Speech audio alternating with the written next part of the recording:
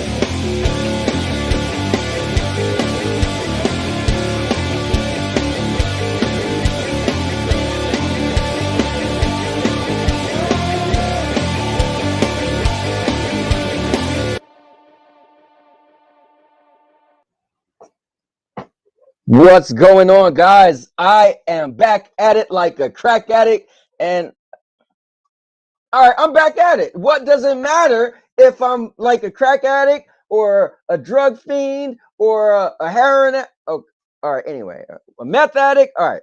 So, guys, this is the show that you need. Let's just look real quick. You see that? I'm the cowboy. So whenever you see me with this cowboy hat on, just prepare to be entertained because I'm the showman. But I'm also the master of vlogging. That means you're going to see me just doing what I do, living life. My life has been on YouTube since 2011. Just like Valentine's Day, yesterday, and this weekend, you could see all of my birthdays, me and my family. I'm the master of vlogging. But guys, I'm also a gamer. So that means I'm the all-purpose champ. And I'm ready to put the mittens to them kittens. Okay, whatever. But that makes me the king of content. I swear, guys, when I get my setup the way I want, when I get my streaming room and I'm not going to have to worry about a wall behind me, it's going to be epic. When I get some breathing room, I'm just going to be jumping all around. Trust me, guys, it's going to be unlike anything you've seen. The plans I got, it's going to be epic. Trust me. Anyway, so let's get into this chat. This thing, let's get it live. So remember, guys, if you want to join the show, you just got to click on this link that's pinned. It'll pull you right in, and we can party up together. Now, next up is my guy, Michael Penn is in the building. Woo! What's up, Mike? I call you Cowboy. Jamie Reed's in the building. Jamie, what's going on? But guys, at this moment in time, the man, the myth, the legend is in the building. It's none other than Bruce Campbell. Ah! Woo! Bruce, what's going on? Let's get it on like LeBron. I'm not sure if I like that one. I kind of like the drug reference. You know, it just, crackhead. Okay, anyway. Anyway, guys, so what's going on? So today is Triple Slam. It's another Tuesday.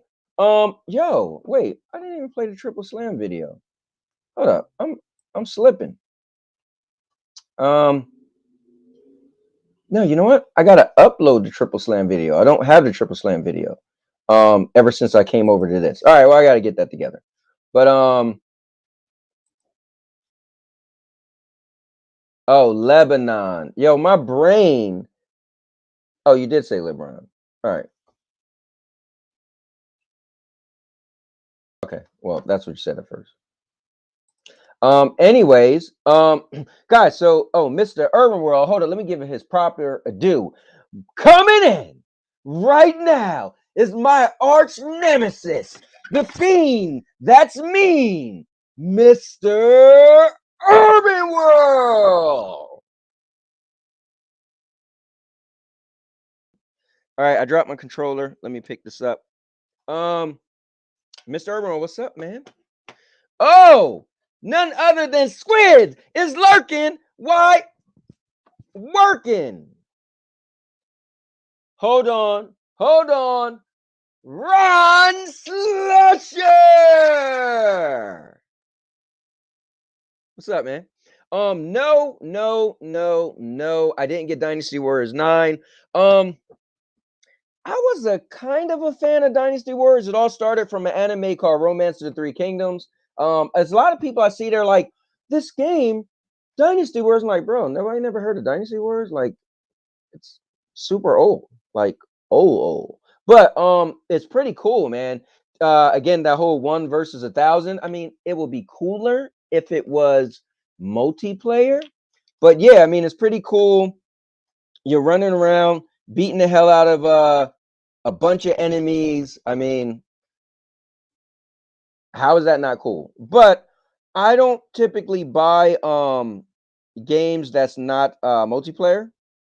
So for me, if they added a multiplayer mode, I'll probably be more interested. But as of right now, I'm not. But it looks cool, man, and I know it's going to be really cool. You just beating up all these enemies at once, like that's pretty epic. So I'm pretty sure it's going to be pretty cool. Let's see. When you introduce me, text will appear on the screen. All right. Okay. Cool. What anime did you watch with Justin? I mean, back in the day, man, we watched the classics from our time. Legend of the Overfiend, if you're into that type of stuff. Just be careful. Ninja Scrolls, Ghost in the Shell, Akira, like the not series, like I've always said this. When I was growing up, or not growing up, but when I was in the anime, what was popular was animated movies. Series wasn't really a popular thing. And that's why I'm kind of not that into series, because it just wasn't my thing. So I'm a little old school in it, kind of like that. So gotta grind me some Monster Hunter Rise tonight. Hell yeah, man. I want you to start streaming, Bruce. But let me do this. Let me pull up Stadia, guys, because what I was trying to say was this is where I'm gonna play Stadia games, and I'm also gonna chat with you guys. So the question is, what? Oh, you know what I'm gonna do? I'm gonna play a match on Fast and the Furious, but I'm gonna put it on hard. So I never played hard yet. So let's see if I could actually beat a stage on hard. So let's see that. Let me see. Miss Irwin said back. Let me see. Oh, back when you were born in the the 1800s. Yo, where the women were still running wild. Let me see. Yeah, man, Bruce is the guy. All right, so here, let's do this, guys. Let's see if I could win a match on hard. So I was playing some Darksiders 3. So I was lost for a while and I finally got through it. I need to play Merc's Market. I know I really want to get into the Winter Championship. I did pretty good playing Rayman Legends, but the next game is Merc's Market. So I want to give a shout out to the Winter Community Championship put together by Jack and a bunch of people. But yeah, I want to get into this. But right now, I want to play some Fast and Furious, and I'm gonna put it on hard, and let's see if I could actually win a match.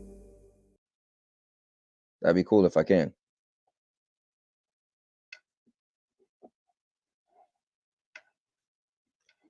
Let's see.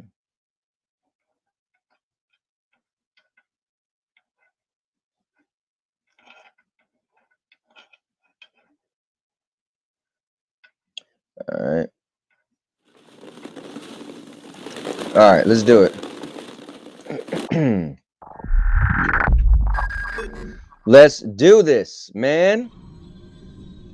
Let me see. Yo, Monkey Boy is in the building. So watch out. My guy.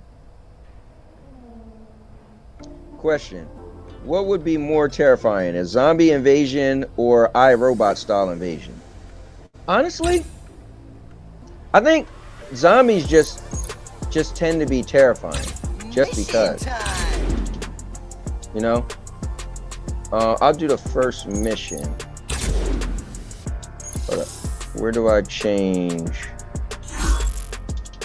Oh wait, hold on. I can pick any car now. So I go to quick race. Race time. I probably gotta go to options. Yeah, man, I'm gonna say zombies still. Like, yeah, robots just gonna shoot you and probably vaporize you.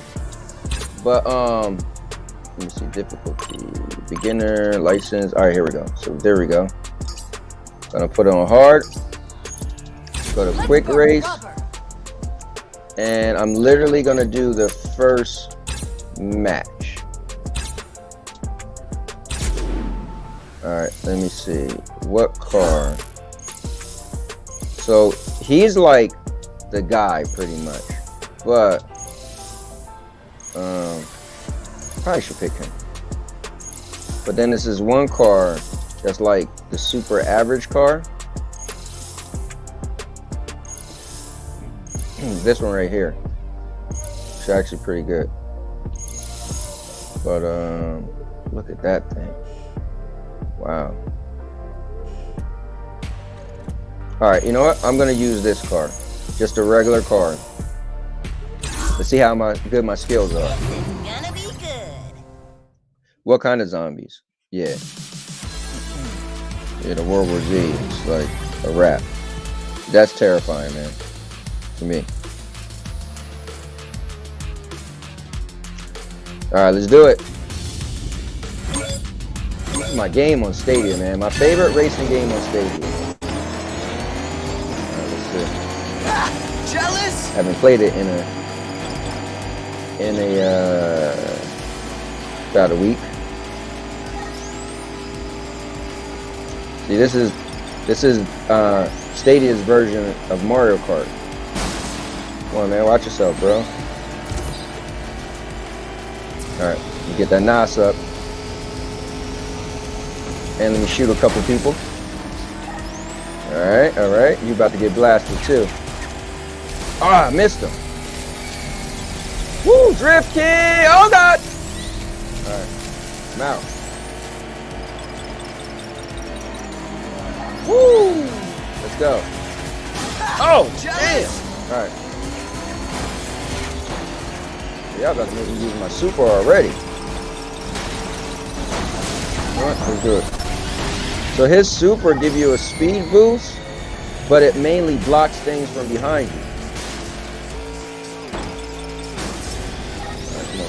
Come on. They got me down to 6th place. Let's go. And I'm about to shoot a couple people. The crazy thing is when you shoot them, they just pretty much slow down. So you got to make sure when they slow down, you get out the way. Let's go. I'm a drift master, baby. The drift king. Nice one. Oh, slow down. Gotta get it. Right.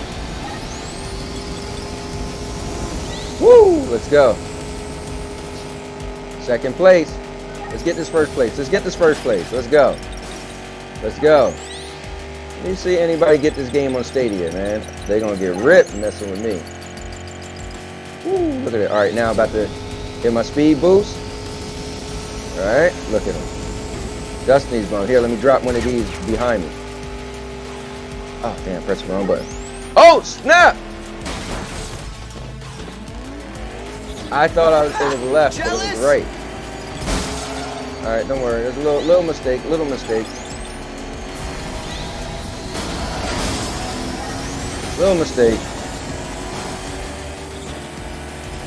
I don't like this car special. Oh! Shot me up. All right, let's go. Speed boost. Let's do it. Let's do it. Woo! It's the boy.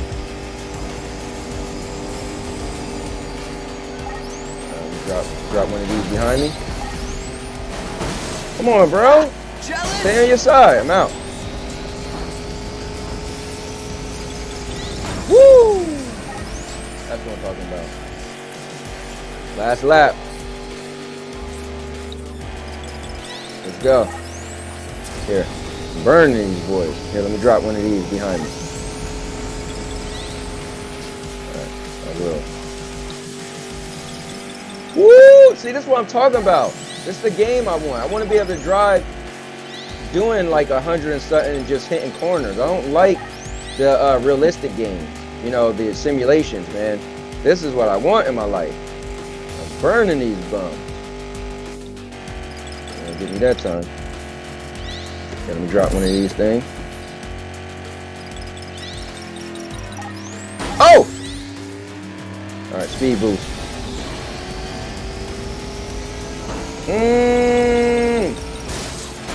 No, no, no, no, no, no, no, no, go, go, go, go, go. Jealous? Oh my God, I'm in third already. Wow. Alright, hold on a second. Come on, come on, come on, come on, come on. This guy still got me. Still got me. There we go. There we go. There we go. I'm out. Yo, I didn't get blasted with any paint yet. To the point where it covered my screen. You guys got to see that. It's crazy when that happens. Cause I'm a cowboy! Oh man! That's what I do. That's what I do. Alright? See that? That's what I do. That's what I do. That's what I do. That's what I do. That's what I do. That's what I do. That's what I do. That's what I do. That's what I do. That's what I do. That's what I do.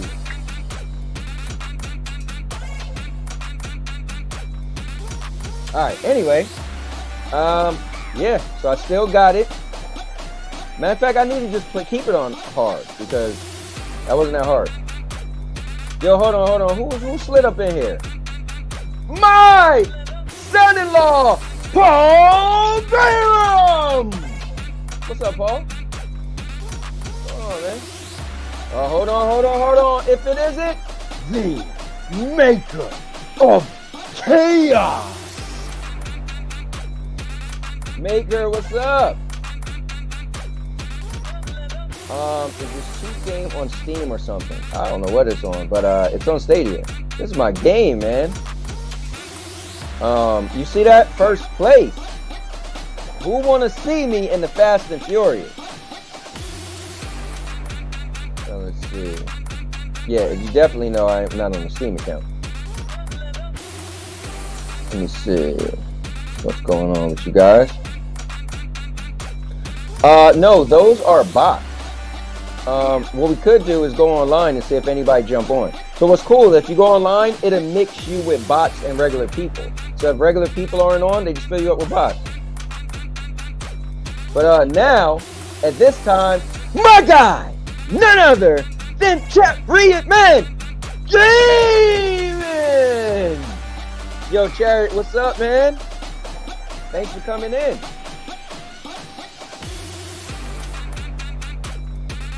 For 50 cents?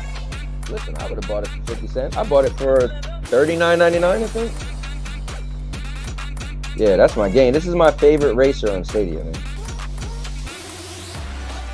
Rest in peace, the Stadia version of Cyberpunk. So what does that mean anyway? What's going on? Fill me in with the Cyberpunk stuff. Also, Maker, if you want to jump in, man, the link is there if you're free. Yeah, I know that I watched a trailer for the Cyberpunk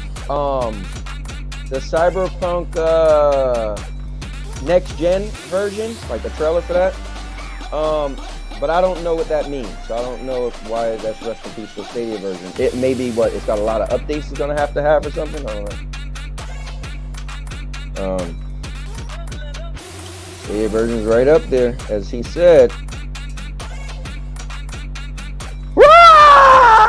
Come coming in now is the Firebird himself,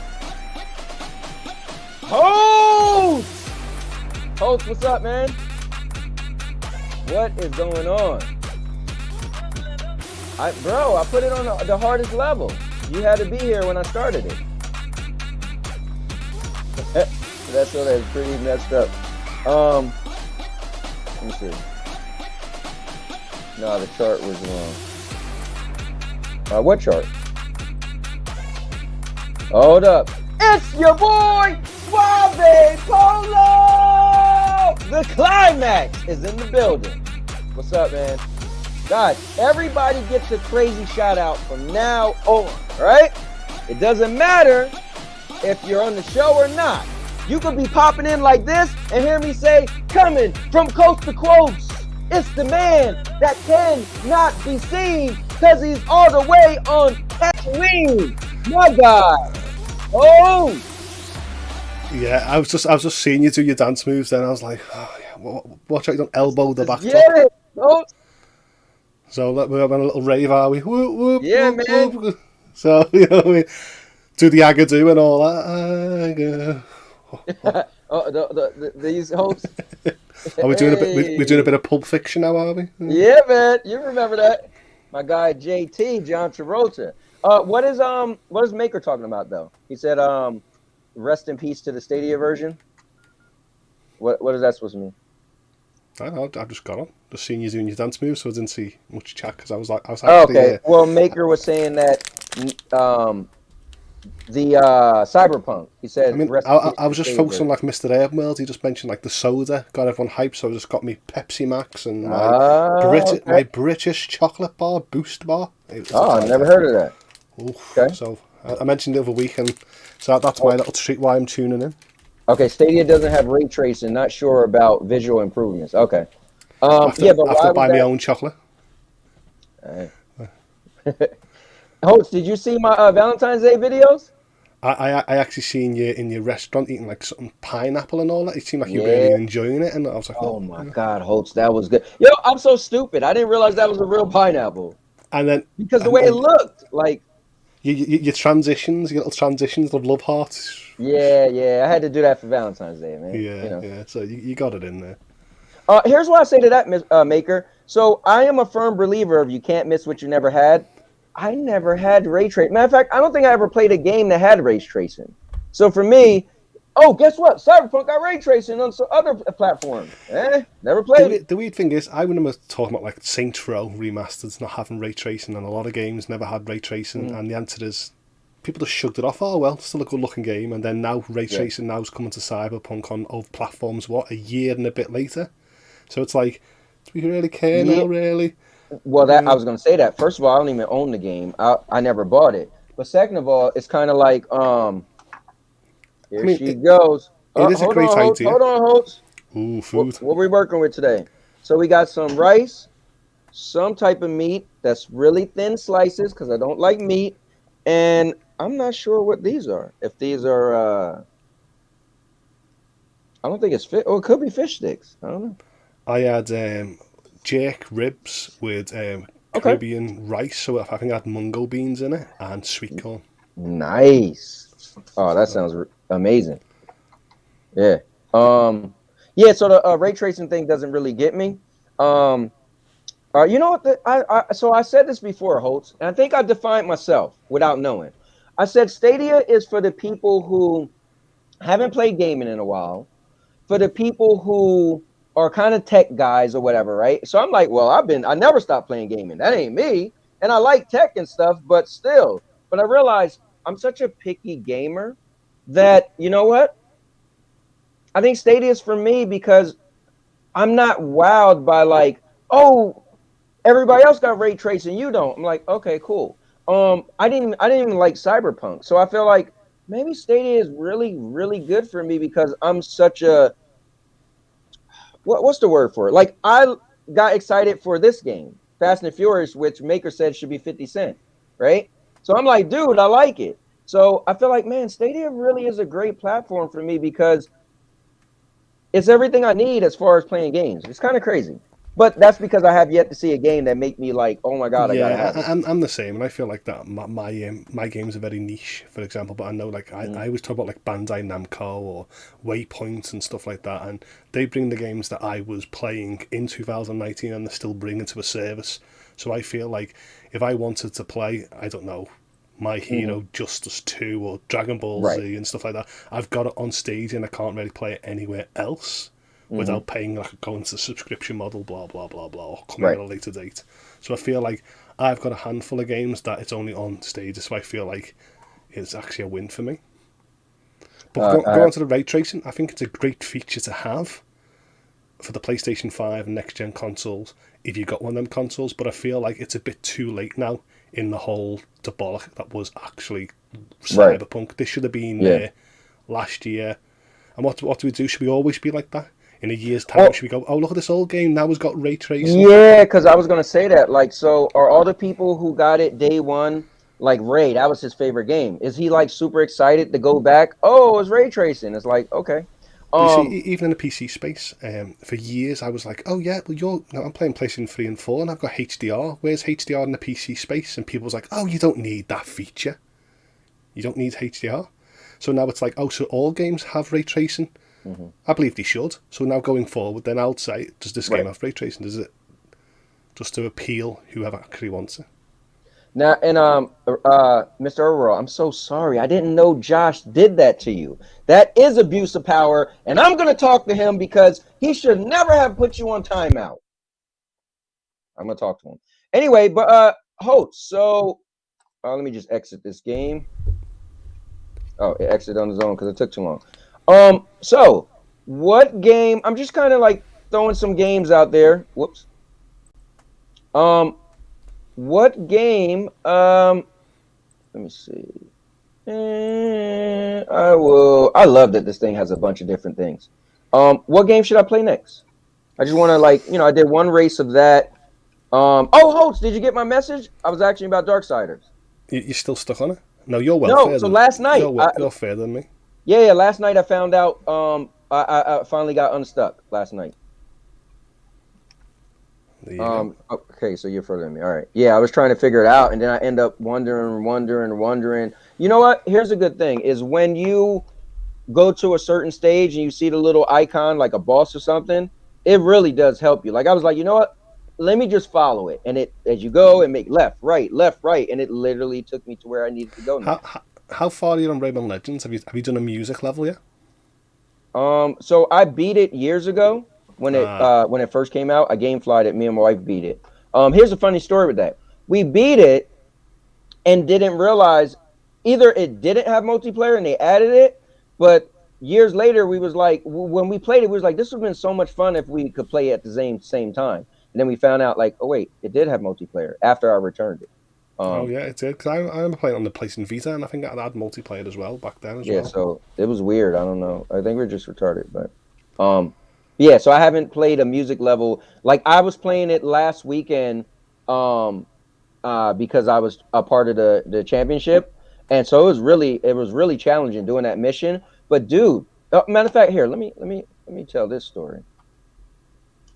Wait, So the story of Darksiders was you didn't use the waypoint, and you got lost, and then you found out that if you followed the waypoint, you can actually get to where you was. Yes. Okay. But let me say this. Dude, awesome, cool story. Hold on. I think my thing is buffering or something. Let me make sure everything is good on my end. Oh, let me see something. Let me tell this story. All right, cool. All right. I don't know. But listen. So, hold up. Say something, Hope. Say something, Holtz. Okay. So guys, how epic is Stadia? Now, my mother-in-law lives 2 hours away.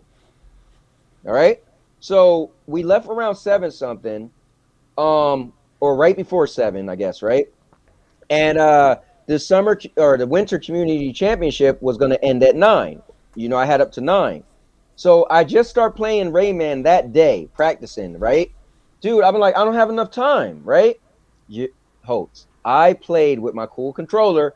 I played the whole ride home.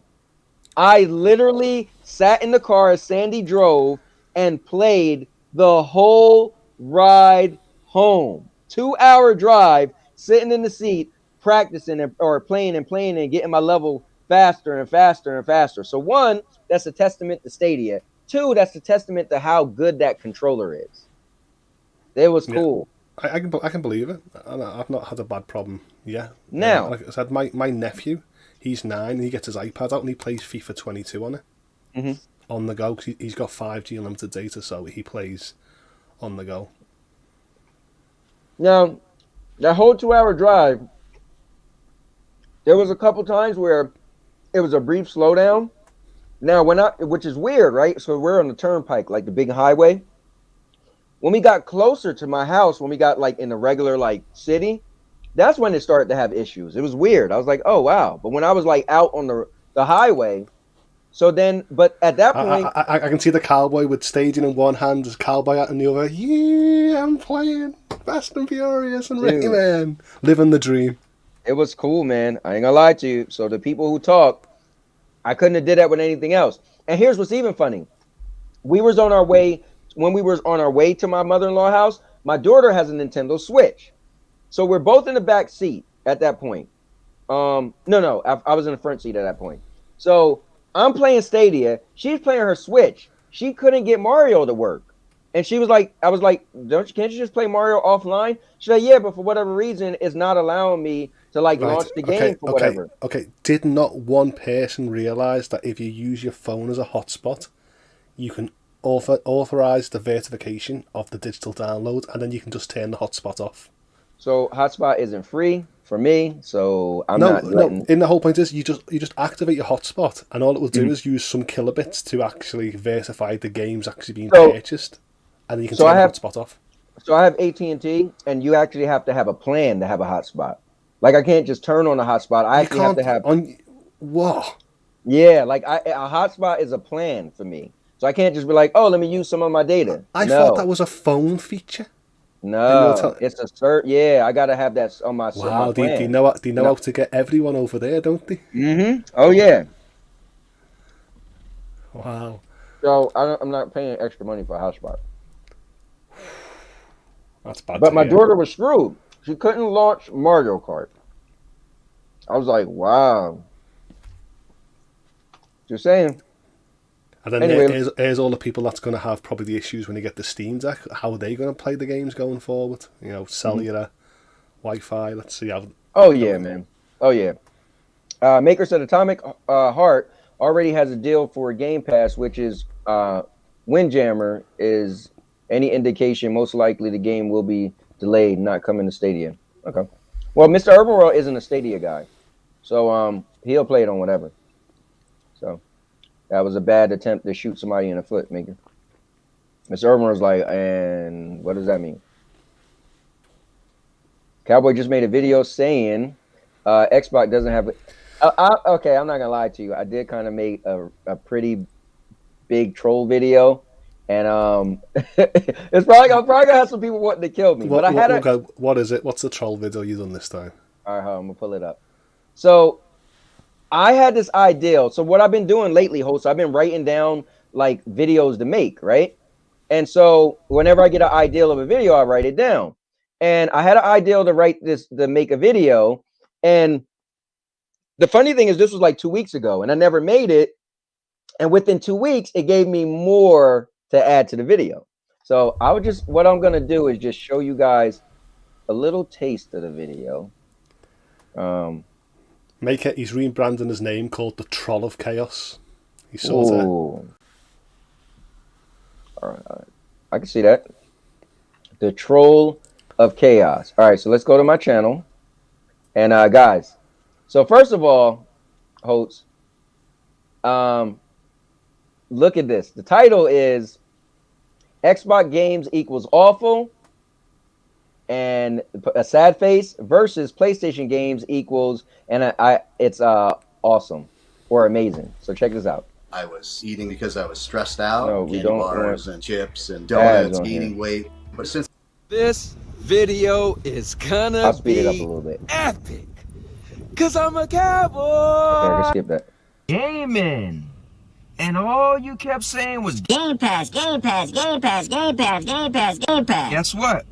I said it. Everybody's gonna be talking about Game Pass until Sony bring out those bangers. Yeah, When well, those bangers come out, the only thing you're gonna be saying about Game Pass is Game Pass don't have games like this. because let's be honest, that's where Sony shines. So all they had to do was get through the little hurdles of having lack of content. But now you see Sifu, which got a 9. Oh, One of the most impressive beat 'em ups I've ever played, with excellent level design, fantastic music, and once it was all over, a sense of accomplishment and satisfaction that few other video games. All right, hold on. Highly acclaimed. They give it a 9. Now, I cancelled Sifu.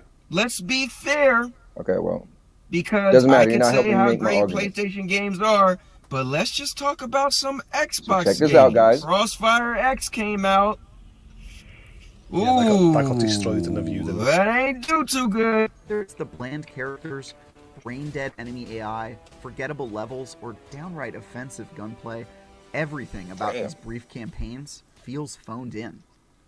Stand by for our review of the multiplayer modes, but spoiler alert, it's even worse. Even the same Xbox. He said it's even worse. But here's the thing. I thought Xbox was held high for their multiplayer games. Anyway, so you guys gotta watch the video because yeah, I'm gonna get some heat for that one. And I didn't even tag people in it yet, but I'm gonna tag all the Xbox guys. I mean, it's great. It's great to have. Xbox did actually have some great games with Game Pass. Right. But that was in 2021. Now we're in 2022. Sony's now took the gloves off and brought games out that are going to define a generation. You're going to be talking about these games for years to come.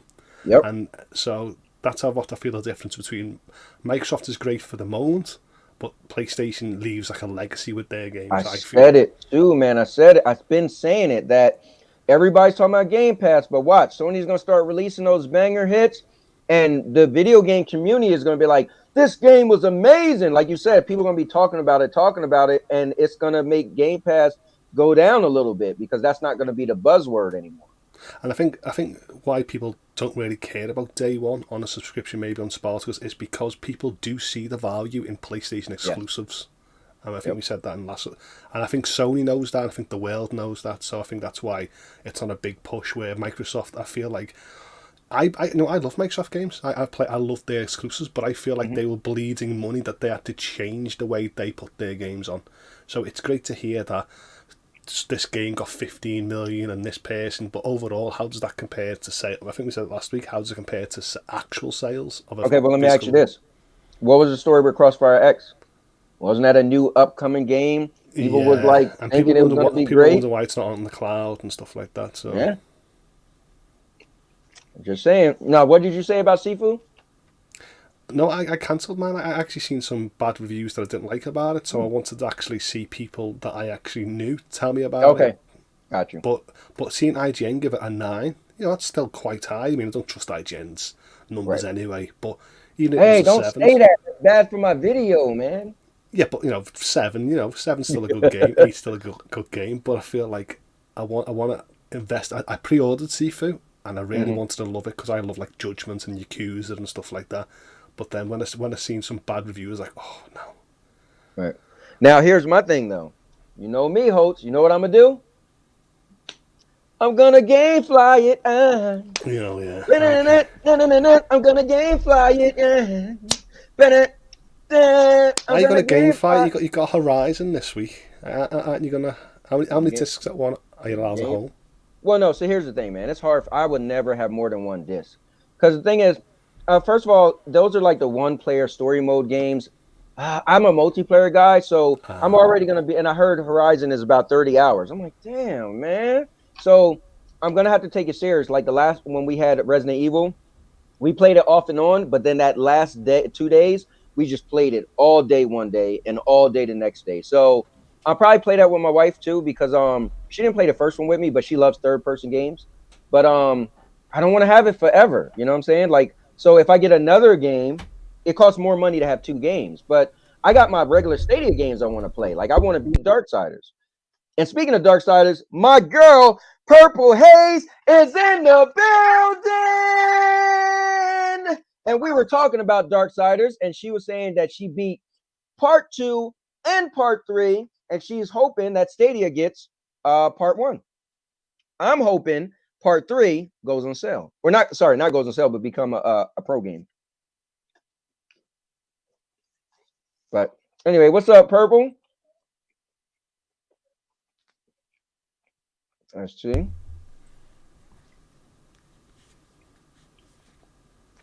So is there another game that I should I mean, I didn't buy Destiny Warriors. I didn't buy that today. Right.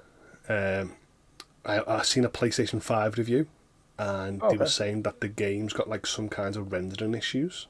So, and then I actually seen another one, I think on Stadia and stuff like that from Cloud Gamer Stream, and there was some issues in like the rendering, which is the game, not the actual hardware. So a part of me was like, well, I'm not going to buy it if I know there's bugs, because I'll be frustrated. So I feel like I'm going to sit back a little bit before I actually jump into it. Because I do buy Warriors games. It doesn't matter if it's actually official Dynasty Warriors, or it's actual like Hyrule Warriors or some Switch Warrior title. So to respond to Maker, and sorry that I'm eating, guys, but you know how this goes. No suit and ties over here. But Maker said, I think a lot of people discredit Starfield is coming later. So here's the thing with Starfield. It's just no gameplay. Like, I'm not getting excited over a trailer without gameplay, you know? So you got to have gameplay in order to really start talking how amazing the game's going to be. Because we still didn't even play it, right? Like even Holt said with Sifu, man, it looked cool, but he's reading some stuff. He's like, So, but gameplay still helps though, right? Gameplay helps a little bit. And to get excited for a game. This is horrible. This is horrible. Do you know why? Because I'm not made of money, so I have to be careful with the games. I do love pre-ordering, but you know, with like the Epic Store, I can cancel and get, you know, or the eShop or whatever store it is, I can cancel within so many days. So when I feel like that's negative, I feel like I don't want to waste my full art retail price, because I actually have went and pre-ordered Horizon Forbidden West and Gran Turismo 7 and all the PlayStation games that I'm hyped for. So I feel like I don't have time to actually invest a lot of money to games that might disappoint me. I'll get round to it, maybe when they're on sale, or maybe they're free on the service, but at the moment, once someone spoke bad that I trusted, I thought to myself, no. So this is why I keep Gamefly, man. Because there's certain games that I just want to see how good they are. And with Gamefly, I could just play them and then send them back. You know, it's no skin off of me to feel like I have to keep them, you know? So when I made that claim that Gamefly, to me, is more value than Game Pass, I get it. Game Pass is digital, it's cloud, so you snap your finger, you got it. But you're limited to only what's in Game Pass, whereas Gamefly, listen, can you play Horizon Forbidden West in Game Pass? I don't think you can. So I'm just saying, like, it's you can play Nintendo games, like, so, you know, to be able to play a day and date game, and then say I don't like it and send it back is pretty cool, because I am gonna play Seafood at some point. But yeah, I just actually pre-ordered Mario Strikers and what was it called? Free Hopes. So what is that one? I can't remember the name of the bloody game. You got Free Houses, Brains thing. It's going to be a Warrior title game. Not Bravely Default. Well, while you think of that, Purple said Darksiders is definitely one of the most underrated franchises ever. And I agree. When I first started playing that, dude, I actually said it reminded me of Zelda. And people was like, Zelda? I was like, yeah, if you play Darksiders 1 with the puzzles and the certain weapons you get, you have to use a weapon to do a certain thing. It was very reminiscent of like a Nintendo 64 Zelda, like back then when I was into Zelda. Yeah, I got the whole Zelda vibes. That's why I love Darksiders. I thought it was a really, really great game. Yeah. It's Fire Emblem Warriors Free Hopes. That's what I've pre-ordered. So like I said, if you think of the games that I've just mentioned then, you know, GT7, Horizon, and then I mentioned 2 for the Switch. We're talking about $280 maybe. So in the end, imagine you were like, oh, I'm going to Gamefly it so much a month. Right. It could be value for you, where I sort of go half with my friends. So I sort of Yeah, that's pretty cool. Yeah. Listen, Holtz, I just spent almost $200 yesterday on food for Valentine's Day, man. I mean, it's expensive out here, man. You gotta live. It was So you have to 100 fund your hobby somehow, don't you? So if somehow. GameFly is for you, I guess. Well, to be fair, um, I wasn't playing my PlayStation for a very long time. Actually, to be honest, I actually canceled my GameFly. And before a week went by, my wife and I went and seen Resident Evil. And when we saw Resident Evil movie, we saw the Resident Evil movie, Welcome to Raccoon City, and it gave me that itch to play. So you cancelled it. So at one point you've realised there was no value in GameFly. Yeah, Or because I was playing Stadia so much, and in my head I was like, okay, there's not any games that I wanted to play. Not that I wanted to buy, it's a difference. A game I want to buy, I buy it. But a game that I was like, you know what? I never got to play that, and I still want to play it. So the Resident Evil remakes was the only thing left that I didn't play from previous years that I still have to say I have to play that, right? But I was like, down the road. So I did cancel it. And then we seen the movie, and then I was like, yo, we got to play that. So they give you like 7 days when you cancel it to kind of get it back. So I was like, oh, so I paid to get it back. And then plus they still do movies too. So if I'm not getting games, I could get movies. But I found that I was getting movies and I was taking too long to watch them. So then what's cool is this is the season now, right? I don't have a new PlayStation. I got an older PlayStation, but guess what? Horizon's coming out, Seafood. So now it's like, oh, it's a good time to have GameFly. Well, so we used to have Love Film, which was an Amazon product, but you know we used to have Blockbuster as well. But all our rental services dried up. We do have Boomerang Rentals, but that's not really well established. But they do latest games. But years ago, it was a big, huge thing: movie rentals, game rentals, but it just dried up. Oh yeah, I mean Netflix and all this other stuff. You almost don't need to rent anything, you know. I don't need to rent movies. I really don't need to rent games. But when people had these conversations like, oh, did you play Horizon? I would love to say yeah, like Ghost of Tsushima, right? I GameFly'd it and I didn't like it, but I at least am glad that I got to play it because I never want to be like, well, I never did play that, because I know I actually own a PlayStation, so I could have played it. So GameFly allows me to play it and then be like, okay, well, I played it. It wasn't that great to me. So at least I could kind of see for myself. But always down the line, you can always wait, can't you, until it goes on a really, really, really, really cheap sale, and then you can no, I can't do that. I can never buy a game that I don't have interest in. I don't care if you say you can have it. So it doesn't matter about the price. It really hyped and it really hooks. You'll pay full price. Oh yeah, dude. When I was into Destiny, any game that I bought, I always paid for the super deluxe mega whatever. That was like $100+, right? Because I really wanted it. So that doesn't matter. The price doesn't matter to me. It's that I'm very picky. So my interest is just very strange. Like people get excited over a lot of stuff. I'm like, Like Horizon Forbidden West. You would think I would be like, oh my God. I'm like, I played and beat the first one. I kept it and played and beat it. And I was like, it was good. But I would still rent. I would still rent for games and movies if digital sharing didn't become a thing. Like Google never had its family account and Nintendo. So, because in the end, like if I buy games, I buy movies, for example, and then it goes to my family account. So 6 households can actually watch it. So I feel like it's more beneficial to the family that's cool. than actually as a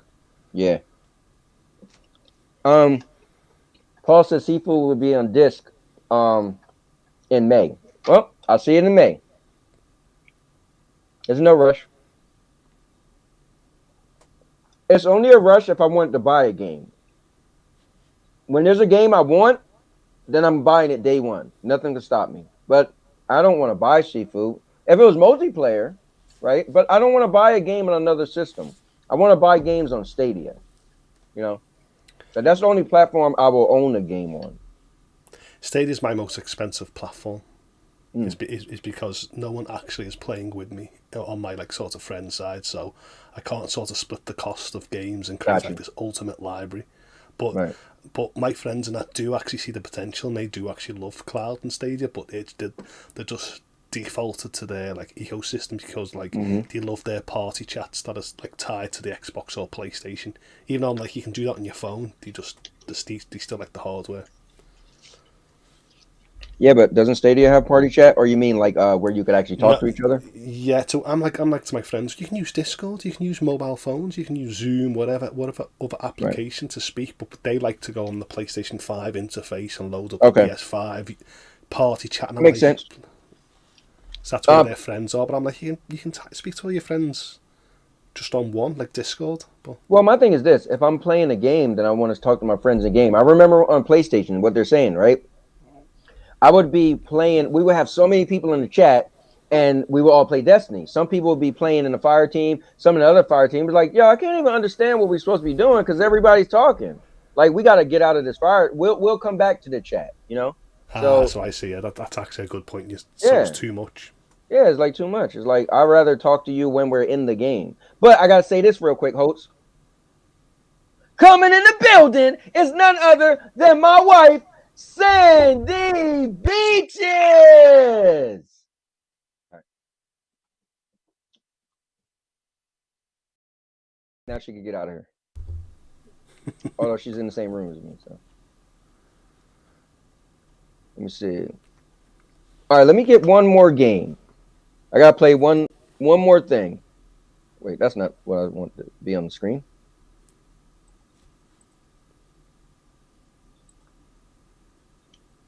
Oh, I just closed out the wrong thing. Whoops. All right, I'll bring Stadia back up.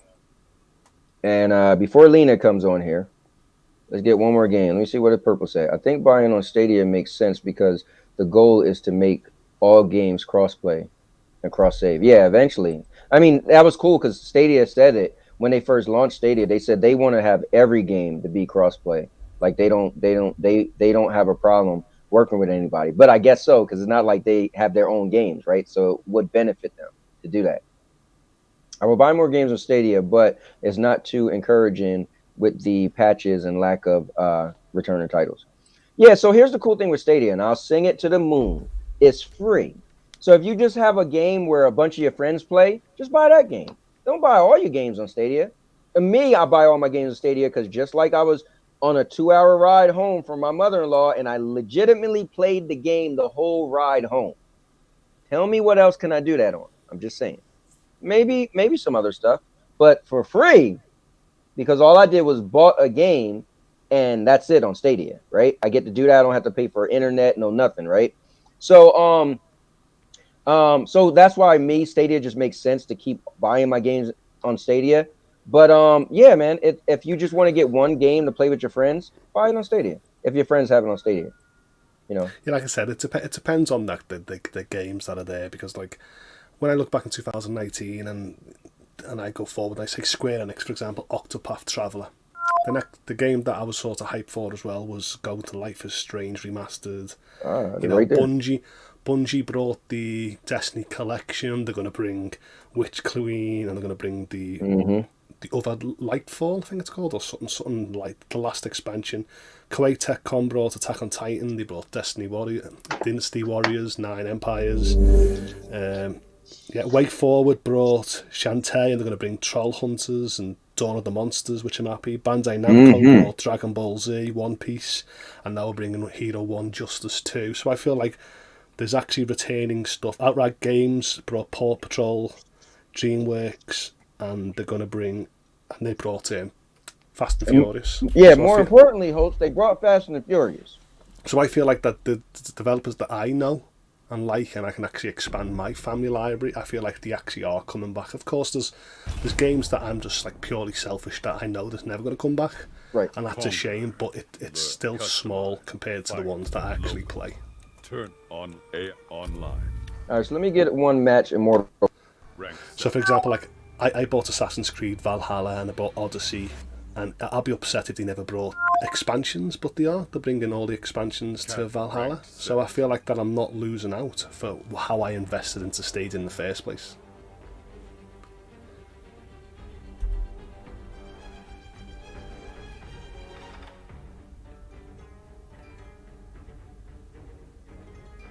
It crashed. What's happened? No. I unplugged my thing by mistake. Hello. Okay, I can see it. Holtz, can you hear me? Yeah, I can hear. Okay, cool. All right, so You get one match of Mortal Kombat. It's been a while. I would do casual. I'm not gonna do rank. I don't want y'all to see me get beat up too bad. Especially I was bragging online today how I'm the man on Stadia. I was telling Stadia himself.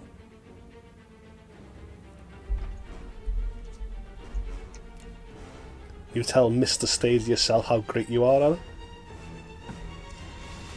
Yeah. Stadia put up something like who's the person to watch out for in competition or something. And I was like, can I tag myself? They was like, sure you can. And I went down the long list of accolades. And I was patting myself on the back. And then Codex was like, something like, you're not that great or something. No wonder people come after you, Cowboy, to challenge you. Listen, man, they all scared. Look at this, scared. All right, well, I want to play an actual person. You know what? Get it. Let's just do rank. If we could get a match. We could get a match. Let's go. I got 2 minutes before Lena coming here and throwing me off. Although she last time I think she was asleep. Come on, man! All right, I can't wait anymore. This is what we're gonna do. Turn on AI. Usually with the other people in the triple slam, they're usually telling you a few minutes beforehand you're getting ready to get off. So a bit weird not seeing them. Spot, fight. Find a battle. So this is what I just go fight. Select opponent. Someone fight what, a computer? I never did this before. I just want one match.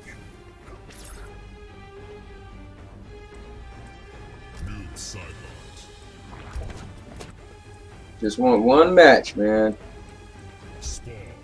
Oh, this is kind of cool. So this look like an attacking team. All right, so I never did this before, but I'm just trying to get one match. Round 1, fight. Oh wait, that's not me. Oh, you know what? I think this is. Oh, it did say AI battle, so that's just me watching it. I thought it was me versus. Oh, so that's why you're so good. You put it on expert mode and put on AI, and you say, "Look at Stadia, I'm winning." No, that's not what I was trying to say. Lena, I'm almost done. I was just trying to get one match. For the classic towels. All right, here we go. One match. Here, I'll leave it on medium. Try to put it on hard. All right. Let's see.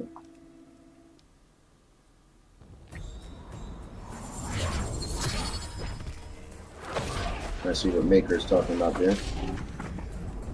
It's all good, man. Stadia is in a good spot, man. It's just steadily growing as cloud growing. I have no worries at all about Stadia. Or any of the cloud platforms, to be honest with you.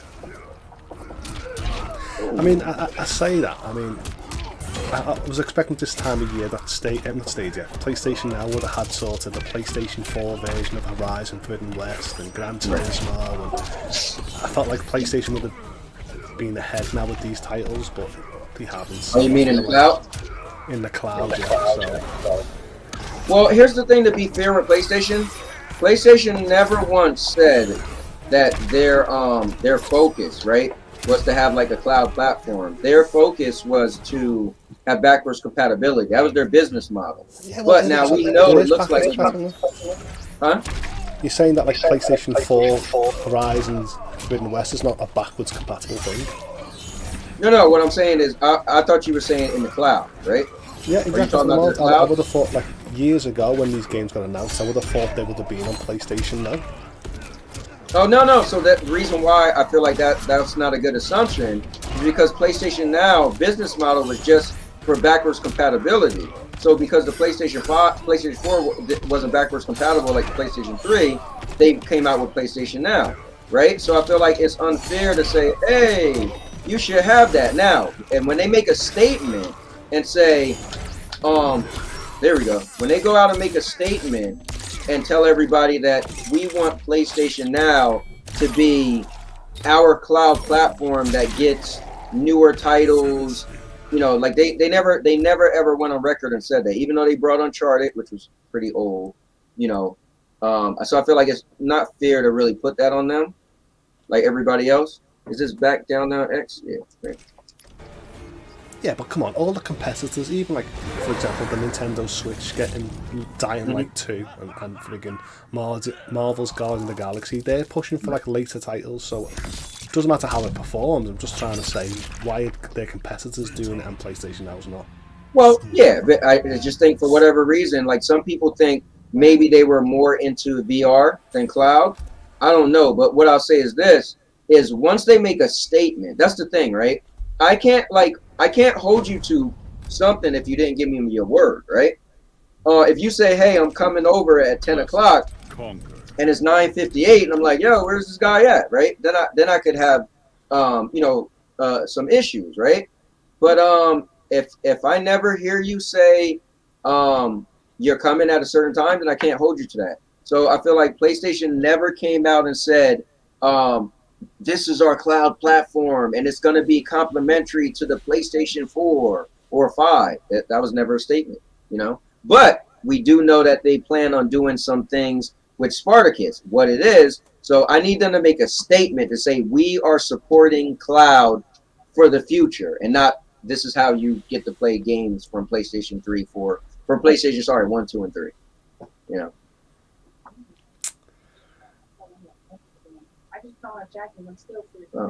I'm not cool. But guys, LinaLove 18. Lena, I think she dropped the 18 now. Right?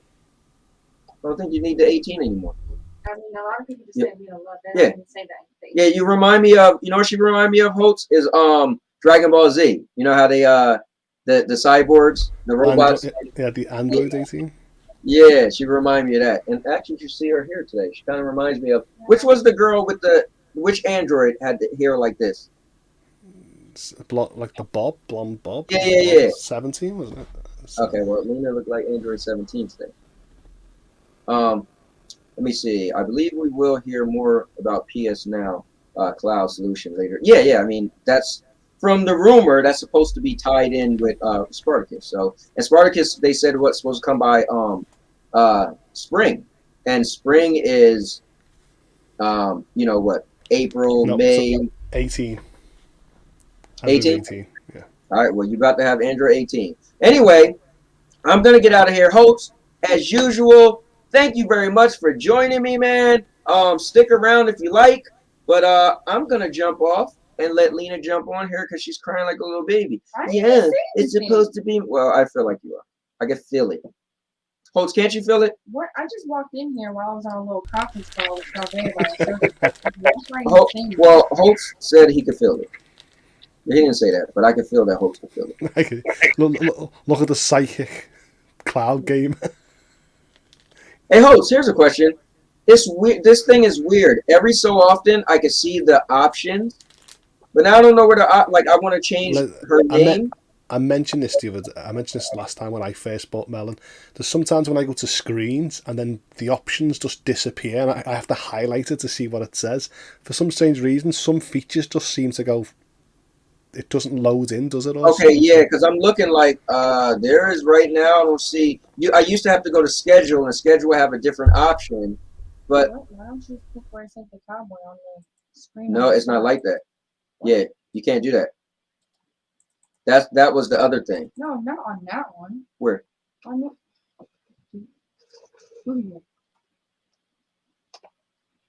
I swear to God, I swore this worked when I did it for Sandy. There you go. Erase it, and you can put. These kids and their technology. Oh my God. Wow, cool. All right, well, she just figured something out. Fair enough. Just wait until Cowboy's gonna go, Lena, help me, Lena, help me. That'll never happen, Holtz. But all right, so let me let her jump on. Guys, I gotta update our thing. I don't have our video on her, Lena. Still? Yeah, didn't get around to it. All right, just let me. Can I get off of here and let you sit down? Is that something you want to do today? You're the one that's still in front of the thing. I am, but all right. This All right, is Holtz. a big day I'll talk to you. I got this now, and then in a few hours, I got. And now your mama knows. Bruce, unleash the baby god dragon!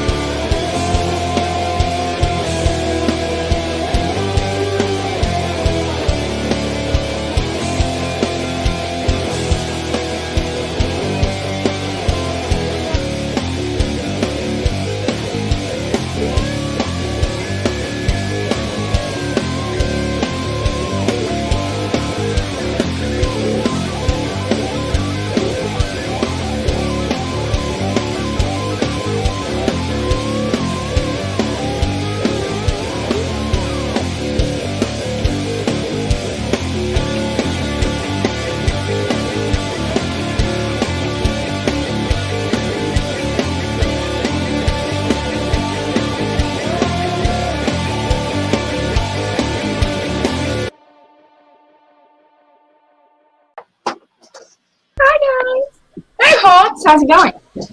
Good. I literally got a lovely chocolate bar right in front of me that I opened when I was on your dad's show, and I feel like I don't want to eat it now.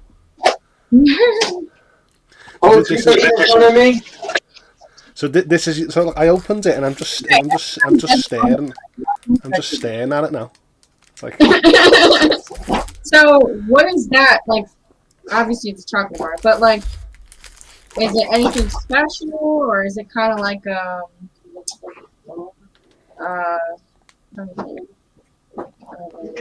So it's caramel with like crunchy biscuit inside, in like milk chocolate. I don't know how my dad didn't change the background. Change all that? No, I meant like, you know how I have my own, and Sandy has her own, and you have your own. Oh, I see what you're saying. Nah, you're gonna write it out. So, Lena, you just got your hair done today? Yeah, I straightened it last minute this morning before I left for work. And surprisingly, I did it in time for me to leave work. I was going to ask, does it naturally that straight, or do you actually straighten it? Because I was going to say, you know when you go to hair barbers or the hairdressers, and your hair always looks good when you walk out, and you try and repeat the same style, and it just doesn't work. So. No, my hair is actually curly. I straighten it out. No, I don't have naturally straight hair. I actually straighten it because my hair is actually really curly. So sometimes when I don't feel like dealing with the curls, I'll straighten it. But I've been doing it kind of a lot lately. I've been doing it at least once every other week. And I'll leave my hair like this for a week, and then I'll wash it out and do it curls for a little bit, and then I'll like put it back. So. Looks nice. When I actually, when I used to have longer hair and I used to get my straighteners out, I used to the hair used to hit me in the face like, ah. Yeah, I burn my fingers all the time because of how hot like my hair gets. My straightener, in order for me to get my hair this straight, it has to be on 425, which is like the hottest a hair straightener can go. And that's how hot I usually have to have it. Yeah, I never had a clue, because back in my gothic days and stuff like that, it was like, my friend's like, you need heat treatments, you need this to this, you can't just put straighteners on your hair. And I was like, just, yeah, your hair looks dead. It was just me straightening it to death. So. Yeah, it's when is that? Right. I used to have my hair straight all the time when I was younger, but I know now that I can't like have it like this too much all the time now, just because I know now that it's not healthy to do that. Let's see who we got in the comments. We have Bruce, who has kind of like the subdues, you know, thing going on. We have, oh, you know what? I can click on the comments.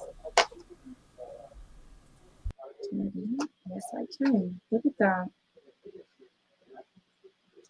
that. We have Paul, who says, Lena with the heart eye emojis. Hi. Hi, husband. I feel like it's been a while since I've seen you on here. We have Anari Mama News, who says, your hair, P.S. Snappy. I guess he meant is nappy, but that's just my dad. Like what? We have Paul, who says, ask Dad how he has time to make a new Megamind TV show and vlog and stream at the same time. And now your mama knows said at Paul with the angry face emoji. Paul says, it's a serious question, Dad. They're hilarious. Oh, my dad. Can you throw me my hat? See, he's talking about it's not cold in here, but now he's asking me to give me his hat. And he just walked out the room, too. That makes no sense. Josie, here, go give this to my dad. The day that you'll be able to do this will be the day that will love you forever. You should have just, like, grabbed it at the top and then just walked it to him, because I know he walked out the room. But we'll give it to him when he comes back. Oh, man, I just dropped it on the floor. Here with the dog's going to walk around with the hat now and you can't take it off her. I would love to teach her tricks where she could just do it. Because that would be great. Like, you know how they have dogs where, like, people talk about their dogs all the time because they can, like, take them, like, open up the refrigerator and bring them drinks and stuff like that. Like, the day that I can teach my pet to do that is the day I love them forever, unconditionally, no matter whether they're good or bad. I kid you not. Not saying that I don't love her, because I do, but me and her we kind of butt heads a little bit right now because she keeps getting into my trash can. And there's the poor dog thinking, well, I'll love Lena more if she actually does as she's told, get me water and food, give me treats. Her food and her water bowl is usually always full, so she never has to worry about it. She would rather eat what we're eating than eat her own food. So, like, half the time, her stuff will be, her food bowl will be full, like, almost the entire day because she knows people are home and that's what she'd rather eat. And I'm like, no, it doesn't work like that. I'm terrible with dogs. My brother's got a Shih Tzu called Tink, and she watches me eat stuff like crisp and stuff like that, say potato chips, and I go, no, and because she's so cute, I go, oh, here you go. And then you give her one, right? Yeah, she's got the power over me. It's like sit underneath the dining room table and swear something's gonna fall on the floor. Like, we don't have 5-year-olds in the house, okay? So it's not likely for stuff to fall on the floor. But she'll sit there and then she'll, like, rub up against her feet. I'll admit, I've dropped stuff on the floor and I've actually called the dog in to clean it up. Yeah, see, when it's like that, then, like, okay. But, like, when she sees us take food to the table, she'll literally wait under the table. Or she'll lay next to the table and just look at you. Because she thinks, like, something's going to fall on the floor. You'll see the table and these lovable eyes. Like, but I love every time with dogs, every time you put food, like, sort of, like, you're passing it over to people, they go, you think you're passing it to them. Well, the dog actually, my brother actually trained her to, like, eat off of a spoon and a fork. So, like, when he's eating something, we use, like, plastic spoons and forks and stuff like that, so we can just throw them away. So when my brother doesn't want any more of his food, or his girlfriend doesn't want any more of her food, instead of throwing it away, like, they'll feed it to the dog on the spoon or the fork, and she actually eats it off of there. And I didn't believe them until I made, like, steak and potatoes a few weeks ago, and I was feeding her potatoes off of the fork, and I was like, she's actually eating off the fork. Like, I was so surprised. And she, like, took it all delicately, just with her little teeth, and I was like, that is so cute. I had a golden retriever puppy, and one day I was eating a ham sandwich, and I was speaking to my twin, and I just went like that and spoke to him, and as I turned round, the puppy just went. Just took it. And it's like in 101 Dalmatians where Rolly just eats all the bread and all of that's what happened. Where we taught her to like take little bites. So like when we had pizza, or like one time I had a sandwich in my hand, and as I was feeding it to her, she like literally just takes little bites off of it, and it's to get her to just, because if you let her have the entire thing, instead of her chewing, she'll just swallow it, and we're like, that's not good. So like we're getting her to just take little bites, like off this, off the sandwich or like off the pizza. She's pretty good with it. Yeah, I nearly. Well, I didn't. It was the dog's fault for scavenging. But I was eating chicken wings, and as the chicken wing fell on the floor, the dog actually snatched it up, and I was like, "Damn you!" Because you never, bugger, what are you doing? Blah blah. And he came back to me. Oh my God. And I was like, so I had to put my hand literally elbow deep down this dog's, pulled it out, and the dog just went. And he was like my best friend ever since. He's like, I love you, man. Yeah, but you saved my life.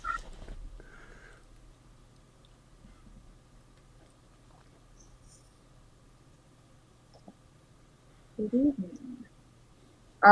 Paul says, stop covering up that big head, Dad. He said, let it shine, baby. Oh my God. We have some really good jokes on my dad. You got a nice colour scheme, the pink on the purple. Yeah, so my mom, this is actually a jumpsuit. I have sweatpants that go with it. And my mom got me this for Christmas. And I just started getting into like wearing pink, because usually pink is just one color. It's one girly color that I do not like. But when you see my room and like stuff that I wear now, I got more pink than anything else. So you haven't intentionally done this like sort of like an art style to match like your sort of banner as well. Your banner's purple. You haven't done that. So it's just weird because I don't usually wear these colors, but for Christmas I got a pink Christmas tree, like, because I just thought it was the cutest thing ever. My bed sheets are pink. I'm about to get a pink like throw carpet for my room. Like I just usually on hoodies like white strings, aren't they? Usually. Yeah. So everything is becoming pink. I mean, purple is still my favorite color though. So that's why like I was okay with this, because like this is purple and then like in here is purple, So I was okay, it's still got like the color that I like. But don't get me wrong, if I was to ever have, I always told my mom that when I do end up having kids at some point, if I have a gender reveal, I do not want pink. I want purple if it's a girl. There you go. For my baby shower, I want purple. I don't want pink. People are going to start clapping, going, purple. What colour was purple again? I'm like, we'll do purple. Yeah. I'm not really a fan of. Have you ever done that with your hoodies or your jogger pants, when you sort of stretch the cable and it goes inside the knot? Yeah. I learned this trick. If you take a safety pin and kind of just loop it around the one side that you can get, then you can actually feed it through easier that way, because you can actually feel like the paper clip going through, or like even the sewing pin, like you just feel it going through. So I also seen another trick where like somebody like honestly it kind of makes no sense, but they stapled a straw and fed it through, because a straw technically is long enough to where all you would have to do is put half the straw in, and you can instantly like have half of it in already. It makes no sense, but there'll be me walking around with hoodies with like big weird shape hood just full of straws and pins and holes. So you would pull it through and then take the straw off the end and stuff like that. And I'm like, I mean, you could do that, but that's also time consuming, because then you gotta find a straw. And if you're one of those people who got a stapler in your house, then it just makes no sense at that point. So.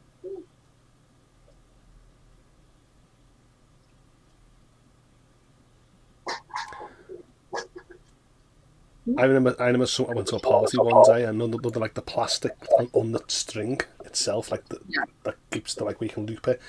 One day I went to a party and I took my shoes off because it was like they had a new carpet. When I came back at the end of the night, someone cut me laces in half. Oh my God. And I was like, I'm going to lace my shoe up now, drunk, walking home with half a shoe, but someone actually cut everyone's shoelace. Yeah. I wonder how my dad did this, because I wanted it coming in through the computer. Paul said, "How was your day, Lena? Hopefully it's been a good one." My day was okay. I hurt my back today carrying 2 transfer cases, which was not fun. And then after I hurt my back, I left work, and sitting in the car was just uncomfortable. And of course, it was the one day where there was a lot of traffic trying to get over the bridge from Pennsylvania into New Jersey. So it was not fun. Transfer cases? A transfer case, they call it transfer cases or like carrier cases, but it's a part that's in cars. Some cars they call it transfer case, others call it a carrier, and pretty much it just attaches to the engine and the transmission and kind of feeds like fluids and powers through. It's kind of like a differential in a way. Yeah, because I'm trying to picture like what's so heavy. Yeah, so like every car's transfer case is a different size, but it's pretty much a differential because it carries differential fluids, to different parts of the engine, and they can range from like being this small to like this big, and was there moments where you think you could have done it? So you've sort of carried 2 instead well, of picking. I had 2 of them. So usually I'll have like 1 a day. And today when we got our deliveries, we had 2 that came in, but they were from 2 different salvage places that we ordered from, and they were both about the same size. So I didn't think that they would be as heavy as like the bigger ones, and they had some decent amount of weight on them. So it was not fun. And the way that I was picking it up, it has a holster piece that kind of comes out the top. So I was able to grab it from there because the differential fluid doesn't come out on that end. And because differential fluid, oh my god, it's the most disgusting thing ever. That stuff smells really bad. So getting it on your hands or your clothes, that smell will stick to you for a while, and it makes me gag. I don't like that smell at all. Oh. And it freaks me out. So, and the way I was grabbing it was so like that I wouldn't get the differential fluid on myself, and I pulled a muscle on my back, pretty much. I haven't got a clue about cars because I don't drive, so I need to actually Google this like fluid and see exactly what it is. Transmission fluid. It looks some look brown and others look green for differential fluid, and oh my god, this smell, let alone by itself, just makes you gag. It's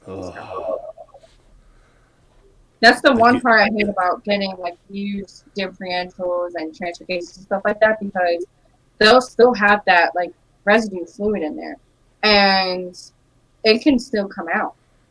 And don't you have like protective overalls or anything like that to stop like it sticking to you? No. So we have these thing called pig mats, and literally they're cloth mats that will soak up any kind of like oil or any fluids really. And so I try to lay them on the floor and then put the things on top of it, so like that, just in case if it does have some in there that leaks out, it'll get on that. It won't get like on the floor or anything else.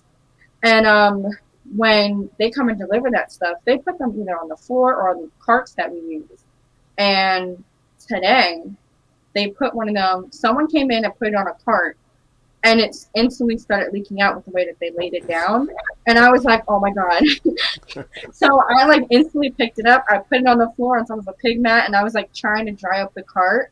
And someone came and took the cart when I turned around and put like more parts on top of it. And my hands got wet, and I started freaking out. And I was like, somebody needs to come take all of this stuff. I can't do it. And they laugh at me when I freak out like that, because they're like, oh, you should be able to get over it. But I'm like, I have OCD, so for me, it really bothers me. And I literally started freaking out. My boss thinks it's funny, but I'm like, it's not funny at all. So I can't imagine. It's not funny at all. I'm like, I'm just now being okay with my hands getting really, really dirty from what I do at work. But touching that stuff, I cannot get over it. I'm sorry, that would just never happen. I don't like my hand touching stuff, and I don't know what it is. And the manager always says, Lena, here's your next one you have to do, Lena. Yeah, I'm like, if my hand gets wet and I don't know what I just touched, like, I start freaking out. And that's what happened. I started freaking out. My boss instantly started laughing. I'm like, it's not funny. I just touched something. I don't know what it was. And that was because I totally forgot. Like, because 2 carts, we have 4 carts, and 1 cart is distinct. And I say it's the 1 cart that has no sense of direction because it doesn't have the handles on it anymore. The handles broke off. So we have 4 carts. 1 of them has no handles, so I know which cart it is, you know? But when you have 3 others that all have handles that are perfectly fine, and 2 of them got pulled away and filled with a bunch of parts and then put back. So I didn't know who took which one, and the moment that I went to go reach for something and my hand got wet, that's when I started freaking out. Yeah, I can't imagine trying to peel them mats up and it's all full of oil drenched. Oh, listen, one of them's been on the floor for like 3 months, and I walked past it today, and I was like, yeah, someone should probably pick that up. But then I ended up having more transfer cases, so I just put them right on top of the same mat. The worst thing I've ever done is, the classroom printer broke. Mm-hmm. And so I was like, oh, I'll fix it. It's only a piece of paper. Get a piece of paper. And as I leaned over with this like white shirt on up to my elbows and that, the roller just rolled all up my shirt and my arm, and I was just covered, dripping in ink. Oh my god! So I was teaching the classroom with all ink still on my arm. I tried to scrub it off. It just. Oh my god! And then when I came home and I was speaking to people, like, how to get all this ink off? Rang me mum, you need butter. Butter helps get ink off, so I was buttering myself up, and I was doing all this weird stuff. Does that really work? No. Okay, I don't get how butter would take ink off, but okay. So in the end of the day, I had washing up liquid, butter, and ink all over me. So oh my god. That was one thing. Paul says, yeah, I freak out about stuff like that too. Also, yeah, no, I freak out.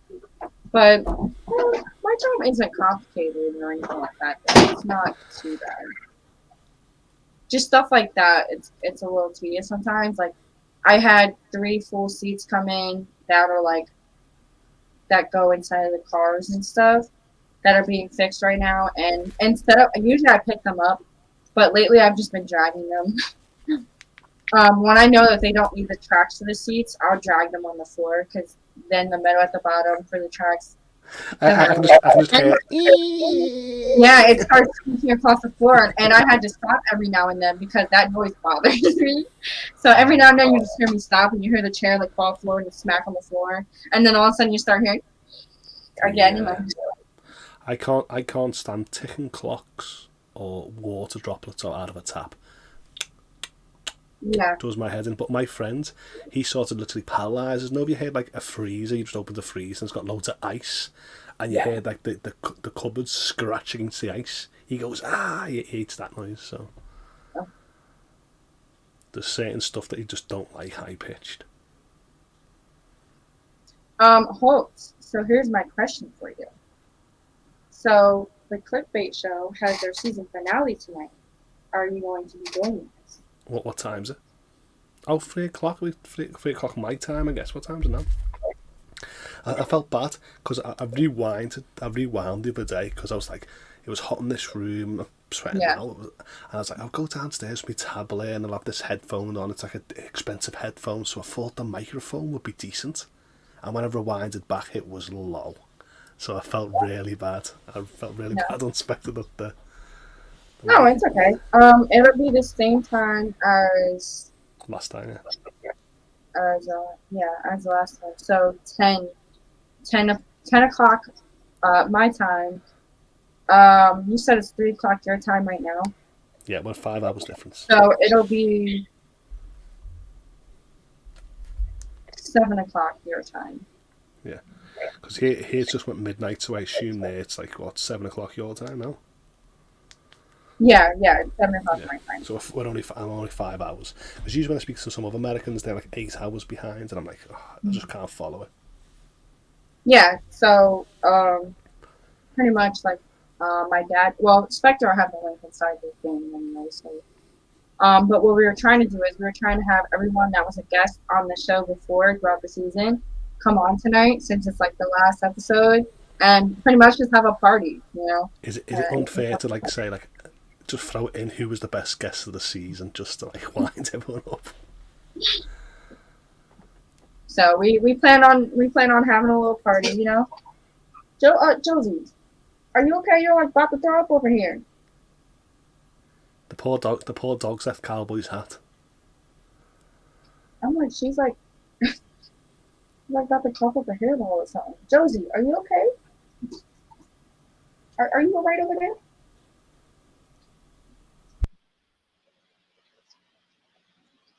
Oh my god. Sure, right. Yeah, she's like gagging over here. She can probably smell it. She got no oil on you? She like looked like she was about to throw up for a second. I'm like looking at her and she's just looking at me like, what? And I'm looking at her like, are you okay? Like, don't look at me like I'm crazy because I'm asking if you're okay. You're over there like gagging and looks like you're about to throw up. Oh no. Oh no. So you're gonna miss it for a bit until season 2 comes? I will, yeah. Because that was my one thing that I would have for Friday nights. But we're gonna be going back to Tuesday nights when season 2 comes, so that'll be great. But it's gonna be weird to like have Friday come up and like not have in the back of my mind I have a show at 10 o'clock. So. Well, I usually do a show with a few guys on Saturday night. And there was a show on Thursday, and this week it got cancelled. And for like 2 years, I was like, usually when I'm busy, it's sort of I do my own thing, like the cinema or something. But when it gets cancelled because other people, you're sitting there twiddling your fingers, going, "What should I do now?" I actually did plan my day, but so that's how I feel like when sometimes you're used to something and then it sort of gets delayed for a bit. Yeah, it was weird. Like we when the holidays came. We obviously didn't do like 2 or 3 episodes because we had Christmas and then New Year's, and we took time for everybody to like have time with their families. And then we came back and we did the show, and then to think back like, wow, okay, today is the last show for season 1. Like, what am I gonna do with my time now? But then again, I do have my channel starting next month, so I can put more time. Have you got intro and that sorted, or are you just going to use?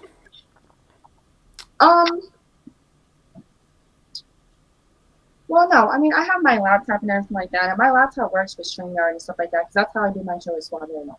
So, I'll slowly like use my own equipment and stuff like that for it. And then with my show, with my channel, I kind of want to do what my dad does, but without the vlogging. You don't want to take after your dad with the vlogs? Listen, my dad vlogged, okay, when I was younger. My dad vlogged like every day for 2 years, okay? And there were some times when we lied to our friends about not being able to go out, okay? And then come to find out they watched my dad's channel. And then they were like, "Oh, I thought your dad said you guys couldn't do this because of that." And it was to do with our friends. So I don't want, not that I would get myself in trouble, but like, I just don't, I kind of don't want people to know what I do in my life every day, even though I don't really do much. But my family was backwards when my friends used to knock on, because when I was in, my dad used to say I was out. And then when I was out, I used to come back in and my friend would just be sitting in my bedroom like, "What are you doing here?" "Oh, your dad said you were in." And I was like, he could never get it right. So, how long have you been sitting here for? 5 hours.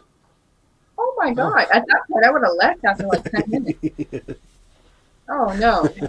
Well, they must have been a really good friend to sit there for that one.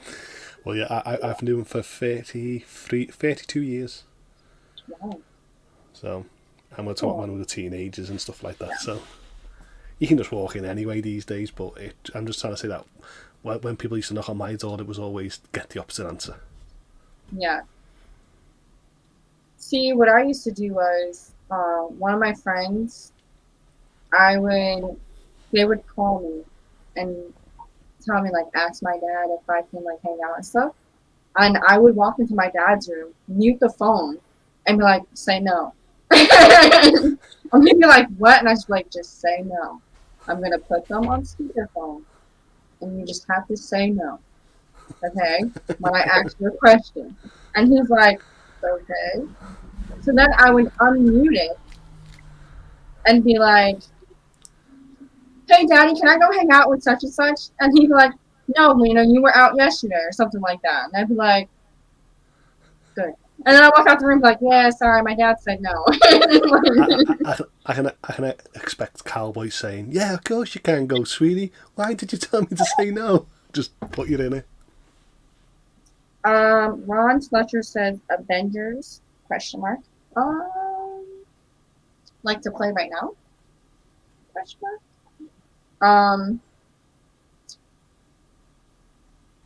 Yeah, do you mean like to play right now? But yeah, no, I used to do that a lot. Or I'll sit there and my friend will text me and be like, hey, do you want to hang out today? And I'd be like, I won't respond for like 5-10 minutes. And they're like, hey, I asked my dad. My dad said I can't tonight. Sorry. And the whole entire time, like, I never asked my dad. I was just laying in my bed watching TV. Like, I used to do that just because I was the type of person when I was younger. I was the type of person that like didn't like to leave the house. Just because like growing up with my mom, I was always home with like my siblings, taking care of them and stuff like that, or I was watching my cousins all the time. So I never really left the house. And when I moved in with my dad, I got to do all those things, but never wanted to. So I would just like rather not leave the house. So I would tell my friends like, hey, if you want to come over, that's fine. But my dad said I really can't leave. So, and that would be like an entire lie. Well, being younger these days means like it's better to stay in the house. When I was a kid, you know, if you couldn't go outside, that was your life over. You know what I mean? Because cartoons were only on between like 3:30 and 4:30 after school, and by the time you got like showered, bathed, and ready for bed, dinner, and that, I was in bed by 7:30 for school on school night. So I feel like that it was that time I had to go out and play. And, you know, back then it was only one TV in a house. There was no gaming consoles laying around. So it's not like that. There was no video on demand, music on demand. So I feel like the fun was outside. But now being young today, I wouldn't leave the room. I'd be like, Netflix, music.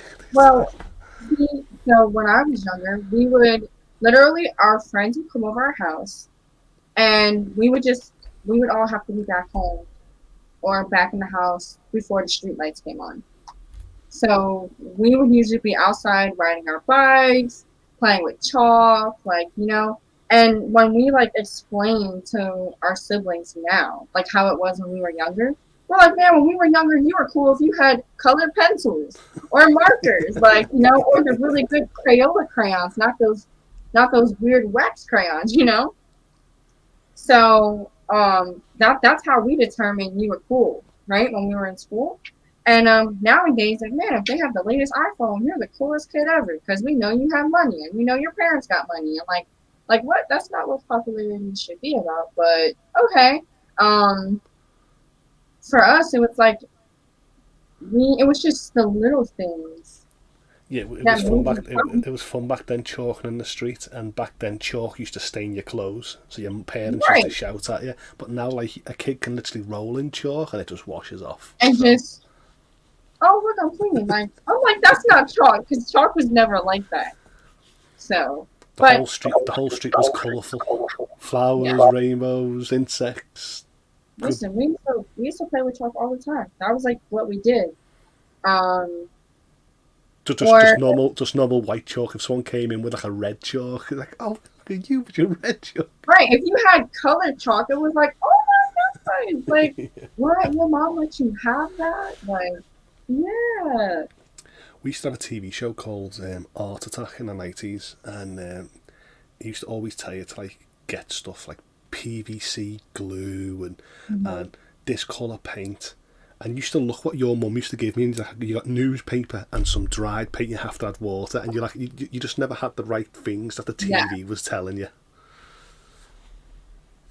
I do remember paint being one of those things, but like the only time we ever had paint in the house was if we got one of like the little coloring books that came with like the little thing of paint with that one little thin like paintbrush, and that's how we had paint.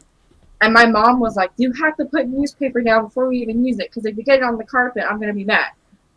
And that was those times where that paint was not washable at all, so you kind of had to. I went to an all boys Catholic school, and we were in art class one day, and there was these big huge barrels of dry paint. And then one day the teacher went, so a few lads, we started like wrestling, and we were throwing paint at everyone, and we all had black blazer, black pants, black shoes, and I was like, ha ha, I didn't get paint over me. And as I ran the classroom, we had steps, right? So as I got down the steps, they got the whole barrel, just went all over me, and I was blue, yellow, green, magnolia, and we walked home laughing and joking until our mothers seen us covered in paint. How'd you justify that? Oh my god. It was terrible. Yeah, I remember when we had art in school. And they would try to give us aprons, but somehow you still always got yourself dirty. Always. You still always got yourself dirty. And my mom would always be like, you have art today. Please make sure you do not get it on your clothes. And surely enough, we'll have art that day. Come home, and she's like, how did you get this on your clothes? You didn't even use paint today. Because I went to the school that I went to for elementary school. It's called Washington Elementary School. It's in Trenton, and the way that the art room was, it was a trailer on the side of the school. So we would always leave like the school building, go into this trailer, and that entire thing was an art room. And when you go in there, like the art teacher always had us do things with like clay or like beads. She didn't really have us do stuff with paint all that much, but she always sent home like what the criteria was going to be for the week, so like that your parents knew how to send you dressed to school just in case. And every time there was days where we were using paint, they would say like, wear stuff you normally wouldn't, that you would use to like play outside in. Don't wear stuff that's nice, because if you get it messy, then at least it's not a big deal. So my mom would always be like, make sure you wear your apron. Don't get yourself dirty. And surely enough, somehow you'd have like one little speck of paint, and you wouldn't even know, like I wouldn't even notice it. And I'd get home, and my mom would be like, what did you do? I'm like, what are you talking about? She's like, how did you get yourself dirty? I'm like, what are you talking about? And I thought the entire time, like, I didn't have paint on me. I would have like one little speck of paint, so I would notice it instantly. Well, our PE teachers were terrible. If you didn't bring your PE kit, like I said, hot summer's day, you're wearing a black blazer, black pants, hard brogue shoes, and he used to make you run literally round the muddy field. Yeah. And you used to come back, Mum, the teacher made me run round, and because boys, you trip each other up and you fight and you're covered head to toe in muck, and then your mum made sure next time you actually brought your PE kit. Yeah. They when I was my freshman year of high school, they actually gave us stuff to wear for gym, and we had to keep it in our locker. We had a locker for gym, and they actually gave us like shorts that we would wear, and then a shirt.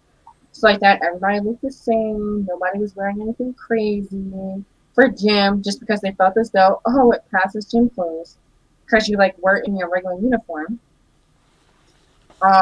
And when you didn't have your uniform, they would literally have you sit out, and you just wouldn't get points for that day.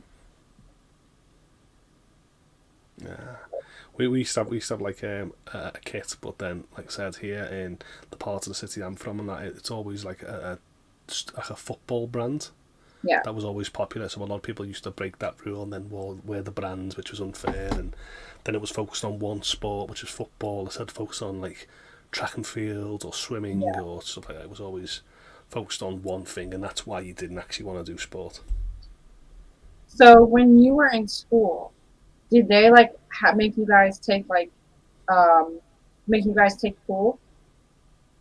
Well, they call it pool for us, but yeah, we used to have a swimming pool, but like I said, going to an all boys school, we literally had a lack of brain cells. So everything that we had offer art, from paint, science, people messing around with Bunsen burners and acid. People, food technology, we couldn't do that because we were messing around with hot stuff. No, hormonal boys couldn't just be trusted with anything. So we were just limited to what football, football and certain subjects. Okay. Yeah, when I was in school, they had us take pool, and like everyone had to do it. Everyone had to. It was part of like your gym grade, so you had to. And with pool, they taught you like pool safety. Like, so let's say you were in the pool and like you got a cramp in your leg or something like that. They like taught you like what to do in those situations, which was helpful. And they also taught you how to swim. However, that's the best. It was just tedious sometimes because you have pool and then you have to time manage yourself to quickly shower before putting your school uniform back on and then getting to your next class within like 5 minutes. And it was crazy. Well, so ours was like just football, but it never learned you like the muscles and body functions, the respiratory system. It never learned you hygiene and proper food. It was just, sports education we should have used, but back then it was just football. So I feel like, and back then, all boys, once again, it was just an anti-perspirant. It was just what we used to call bow spray. It was just a spray that used to smell nice. It wasn't anti-perspirant. So guys, we never used to get showered because just guys. We used to just spray yourself down. All right. So the whole classroom used to smell of hormonal teenage boys and the spray of what we used to call Lynx Africa. And oh my god. But because it was all boys, you never went to your friends. You smell pretty, or you smell. What are you doing, smelling me? So it wasn't a big thing because we never had girls there. So yeah.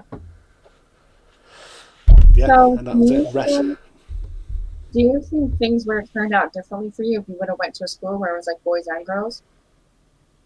I don't know. I guess I've always wanted to do it because like. I think it was better because boys act totally different around girls. They don't act different when it's just them. So I don't know, would it have been worse or better for us? So,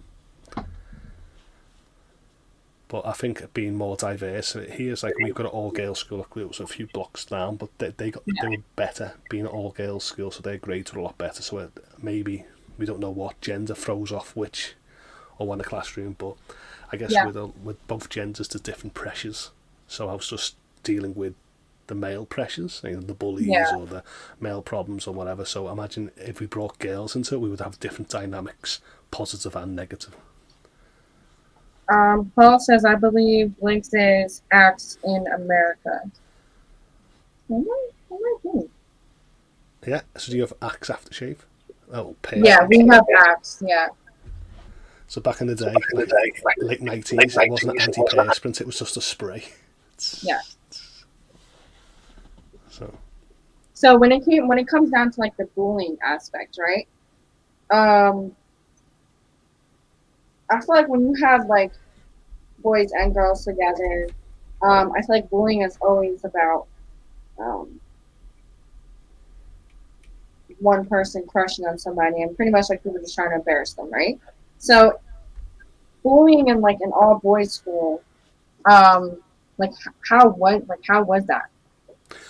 Well, the whole point is it was bullying because, like, there was a lot of things that we didn't understand. There was like learning disabilities. There was problems at home. There was gender identity problems, and there was stuff that we didn't know back then in the late 90s. So I feel like when a person bullied you, there was more to it than like we just said crushing on you. Yeah. So, but now today we the education system identifies a lot of problems why bullying occurs. But back then, we just seen it as just bullying.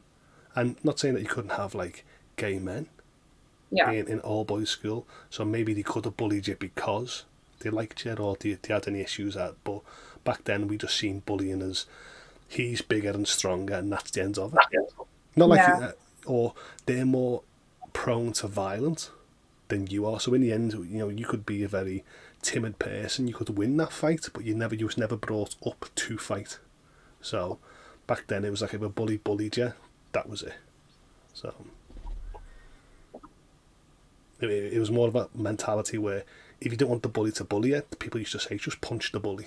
teachers didn't care, people didn't care. It was just, you have to stand up for yourself to actually not get bullied. Yeah. Oh yeah, no, they care now. Yeah, so now it's a different thing. The way that this day and age is now, you can actually get charged for bullying now. So. So now it's all discrimination. If you actually made a homophobic reference, or you made a religious reference, or if you made any kind of racist reference, it literally is getting kicked out of school. So back then, you could have said anything to anyone in an all boys school, but now it's more. Mm-hmm.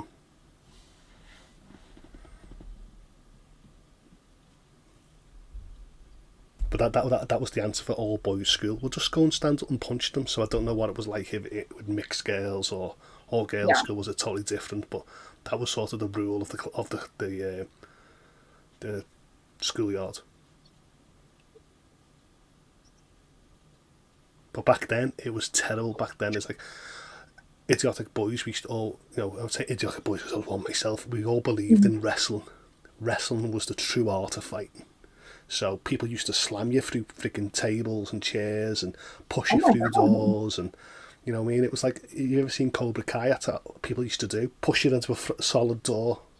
Used to get them back, trip them over on a concrete pavement. Not realising how terrible it was. Yeah, so that's kind of what you guys used to do then. Yeah, so in the late 90s, wrestling was just saying, "Don't try this at home." So you can imagine all the boys literally trying all these dangerous things. Well, so that's how it is with wrestling, right? With wrestling, they always say, "Oh, don't try this at home." And my mom used to be so against us watching wrestling with my dad because you have people like my brother who would try these moves on his sisters. So my mom was never really happy about that. So like my brother would try to like choke slam us and put us in, chokehold and spear us, and it's very, very dangerous now, because I've seen incidents we can laugh about it, because my brother was the same, my younger brother, and stuff like that. A lot of people actually went to like that art, but it's very dangerous when you actually see it on the telly and the news, like someone joking around with a choke slam or a chokehold and seriously hurting somebody. So, but listen, I used to put my brother in the walls of Jericho, and my dad would say all the time, like, you need to be careful, because I would get serious with it. Not like intentionally, but there will be times where like my brother really gets me there, and then I would do it for real. And then he would be on the floor like screaming, "Get off me." Yeah. I've literally done that before. Stunners, rock bottoms, wrestling moves, I've done a lot. Yeah. And like I said, we used to like play fight with my dad and act like we were like in wrestling matches. When we had our old couches, and like we would act like we're like, doing swamp time bombs off the couch and stuff like that. And we would always have to be careful because one of us would get hurt somehow. And then it'd just be all over. And I remember one time we were all play fighting. We lived with, it was one point in time where my dad lived with his best friend, Bob. And we came over, my uncle had came over the house. So at first all the guys were playing, we're playing a video game, fine, whatever. And then all of a sudden we all started play fighting. And I got body slammed. And when I got body slammed, I actually hit the floor so hard that I bit my tongue and I split my tongue. And I was not happy. I had a split in my tongue for like 3 days. And so the way my tongue healed, you can actually see the scar from the split. So I was a very idiotic kid, like I said, and I used to do the wrestling moves, and people used to do like the senton bomb in like pools or do it off edges. Yeah. And it's only when you see an accident that you start realising that it's not smart to do. And I remember seeing this guy in the pool go, done a flip, and instead actually covering enough ground, he hit the freaking stone side, cracked all his head open, and that's where we all had to get taught that it actually is dangerous to do, and even professionals, Owen Hart and stuff like that. So in the end, we had to start telling kids, don't try this at home. And the people used to be sarcastic. It says, don't try it at home, not at school. So. Oh, there we go. Yeah, like it. Definitely do not try that at home, kids. Okay, do not try that at home. But listen, my brother and my dad, they like doing like, you know, switching music and stuff like that. And my younger brother, like I said, they used to have the CDs with all the wrestling moves, all the wrestling soundtracks, because soundtracks became a big, huge thing. Yeah. The whole street used to have a carpet cut out of the hardcore belt. Yeah. And back then, it was a 24-hour hardcore match. So your neighbours or your friends used to come round and just literally wrestle with you in the street just to get this carpet cut out. Yeah. Years later, we all got up one day and we all started celebrating in the street, and we all joked around like, remember that time you hit me over the head with a snooker cue? Or remember that time you pulled a muscle out of my neck? And we were like, well, weren't we idiots? He's like, but who's got the carpet cut out now? Like, and we're looking at each other like we could start again. Give me that carpet cut out. So like, it's mine.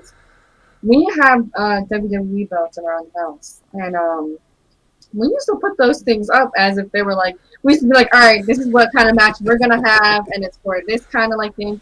We used to grab, like, we have metal folding chairs, so like we would act like we're using them in the matches and stuff like that until someone gets hit with it for real, and then it's like, okay, game's over, like we're done playing. But we used to do some really foolish stuff, I kid you not. Before my room became my bedroom, when we first moved into our house, the room that is my bedroom now used to be a game room. So like we had a TV in there with like a love couch, and all the systems were in there. And my dad, my brother, and my uncles and stuff like that would all play WWE in there. They would have tournaments. My dad even has a freaking, like, you know, the little the thing that they put balls in for like bingo, or for like when they my dad has one of those. And I kid you not, they would have the little what is it? You know the little balls that you get from candy machines, where like you can just pop them open and you take the stuff out. My dad and come on, man, go lay down. They would have a whole bunch of those, and they would have wrestler cutouts in there, and they would, you'll see my dad, they'll have a countdown on their phone, and then all of a sudden my dad will get up, all right guys, here's the next draft, here's the next thing that's going, all right, who do you think you're going to get, and next thing you know, I hear from my dad turning it. The worst thing I've ever done in wrestling instant was, once again, you used to get these wrestling rings, and the ropes were like very taut. So what we used to do is we used to get the wrestlers, they were like solid plastic, and we used to bend them on the ropes and let go. But then, as you're laughing with your twin or your friend that you're joking around pretending you're doing wrestling, the hard plastic used to hit you in the face, hit you in the friggin' hands, and you're just being smacked by actually Hulk Hogan wrestling figure. And when your mum was like, how'd you get your black eye? You go, you never believe me if I told you. So. Yeah, it was with a little piece of plastic and solid piece of plastic. Every time I used to go like cry to my dad, oh dad. My dad used to say, don't come running to me if your back's broken. And I used to think, well, how could I run to you if my back was broken? But that's what he used to say. Right, and it makes no sense sometimes. And it's like, what the Paul says, me and my brother had a ladder match before. Good times. Look, we have Mr. in the building. Mr. says, just finished performing for people in VR. Forgot I was on here. I'm listening in the background now. Well, that's good, Mr. What was he performing? Mr., what were you playing in VR? While he's getting back to us on that one. Sandy? Mm-hmm. Are you ready? Sandy's actually going to come on, so Holt, if you want to hang out with her, that's totally up to you. It depends on what you decide to stream or she's doing. Okay. Yeah, she's going to jump on. So, Mr. says, rap battle, I do it goofy. Nice. I would love to see Mr. I would like to see Mr. Urbanwell rap battle in VR. Paul says he pushed me off once and my neck hit off the washing line. Oh my god. Oh. But I've got friends with like bent fingers where they've hit themselves with chairs. They've got crippled necks. Oh my god.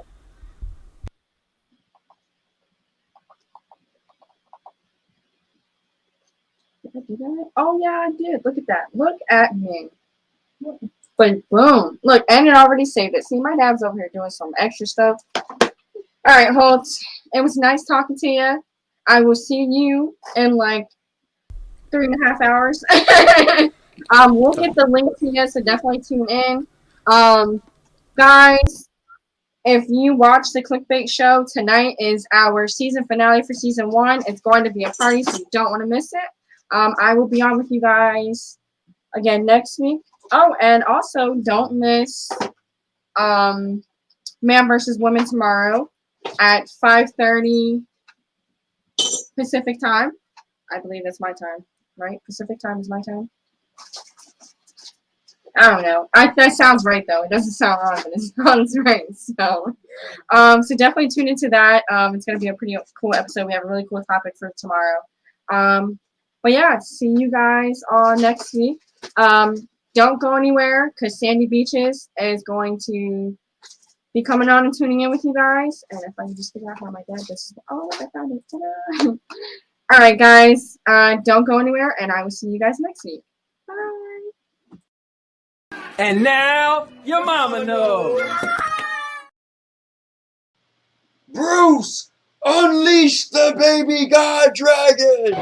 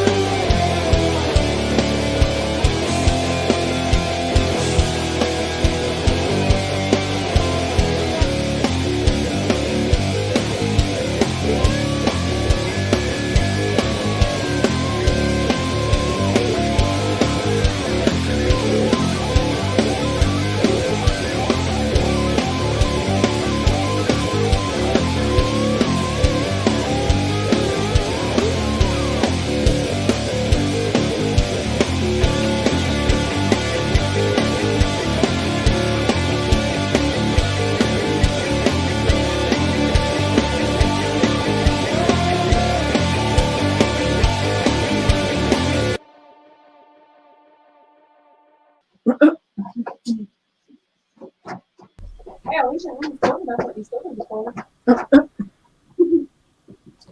I hope. I was like, is you all right? Like, you're not coughing or choking on something? What have you got? Twizzlers. Twizzler sweets. I've just at my chocolate bar on Lena's show. It was actually quite nice. Oh, I heard you was talking about it has like crunchy biscuit or something. Yeah, crunchy biscuit. So you got your layer of chocolate, then you got all your toffee, caramel, and then in the middle you got like this crunchy biscuit. So nice. What kind of? What's the name of that candy bar? Boost. Okay. So it's by Cadbury's. So like here in the UK, we sort of like say, "Oh, Cadbury's chocolate's like one of our best things we buy." So comes a nice little packaging. It's one of my favourite ones. Yeah, but every time I go to a certain shop, it's sold out. Oh, okay. It sounds good. It is good. I do like the my chocolate. I'm not really a fan of American chocolate. Just the starter, Hershey's and Reese and can't stomach it. I went to. You don't like Reese's? That's Anthony's favorite. What were they called? Reese's peanut butter cups. No, bad. I'm not really a chocolate eater, even though I just eating chocolate. But when I went stateside, I never had chocolate in 3 weeks, and I went to the international market, and it was like literally $10 for like 4 pieces of British chocolate, and I walked home 3 miles shoving this chocolate in like 90 Fahrenheit heat, like it was the best thing ever. Oh my god, it was delicious. So you don't know what it's like until it's gone, but I can't have Hershey's or Reese. So I think because here we're very sugar heavy. Okay. And you guys, I feel like you are more salt heavy than sugar. So I feel well, vice versa. You're more salt than us. We're more sugar. So our sweets are very high in sugar. So when I sent some sweets over to my Japanese friend, she was like, your chocolate is too sweet. So to me, it's like literally, our chocolate's like 90% sugar, 10% cocoa. It literally is just sugar. Oh wow. I like Twix bars. Which ones? You have two now. I learned that. I like the caramel with the cookie. Because once again, went stateside, I bought a Twix and it was peanut butter inside. I was like, peanut butter Twix? Yeah. I don't like that. Because what's so great about when I went to your supermarkets and stuff like that, I was overwhelmed because you've got so much variety in flavour and even drinks. So when I was looking for like a Jack Daniels, like Jack Daniels with lime, orange, pear, I was like, oh, I just want the basic one. And I feel like that was the same with crisp and sweets. Look, Paul said, share, Sandy, don't even be helpful. Are these strawberry flavour? Yes. The best flavour, the best. Mm-hmm. Have you ever had chocolate Twizzlers? No, I'm not really a chocolate person. I'm more of a strawberry person. I'm not a big chocolate person. Have you ever had Tootsie Rolls? Yes. So the chocolate Twizzlers remind me of a Tootsie Roll. So it don't taste like the same as like a chocolate bar. My niece and nephews, my oldest niece now is 22. My youngest niece is 2. And every time they come round to mine, I've always got like strawberry flavoured sweets or biscuits and stuff like that. And I always joke around saying we're Team Strawberry. And they always say the Team Strawberry just to get the sweets. But then they love chocolate. And I'm the only one in the family. My mum, my nan, my aunties, uncles, they all love chocolate. I'm the only one that likes strawberry. So I joke around, Team Strawberry for life. But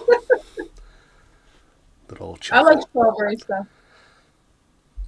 So I'm not that person where I go to the shop and I want my strawberry ice cream. I used to get this lovely tub of luxury strawberry ice cream and inside it was frozen strawberries and I used to sit there with oh, that's so nice. And then they realised my supermarket stopped selling strawberry ice cream. Oh no. It's all like, now it's all like double fudge or like cookie dough and all these like really heavy chocolate style ice creams, and I'm like, oh, what happened to the good old days where you can just pick a bland flavour and eat it?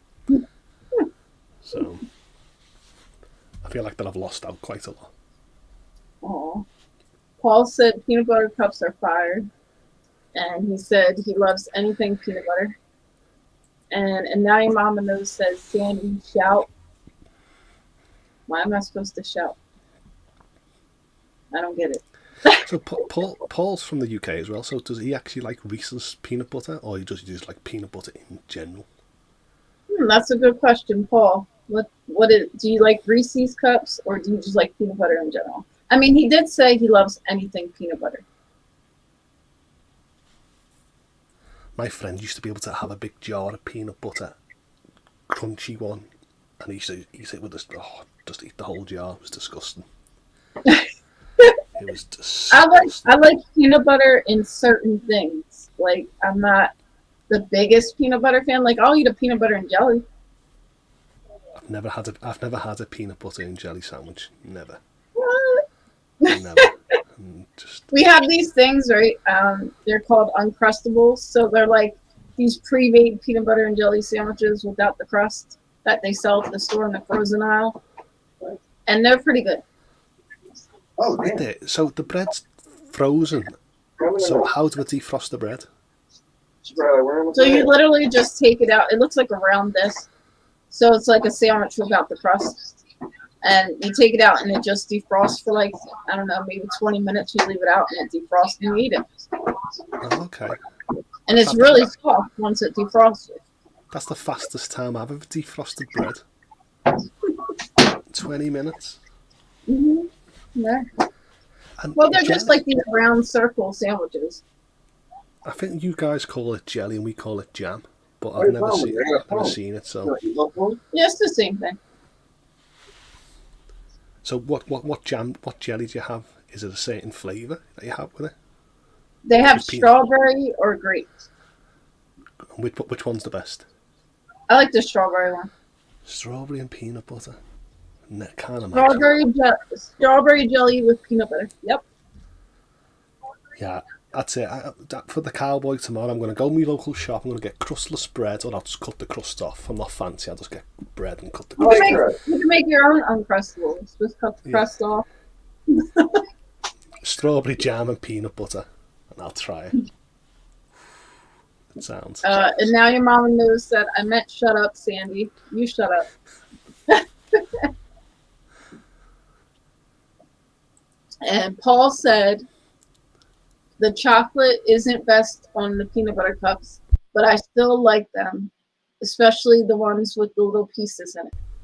So he likes the Reese's cups, but he really likes the Reese's cups with the Reese's pieces in it.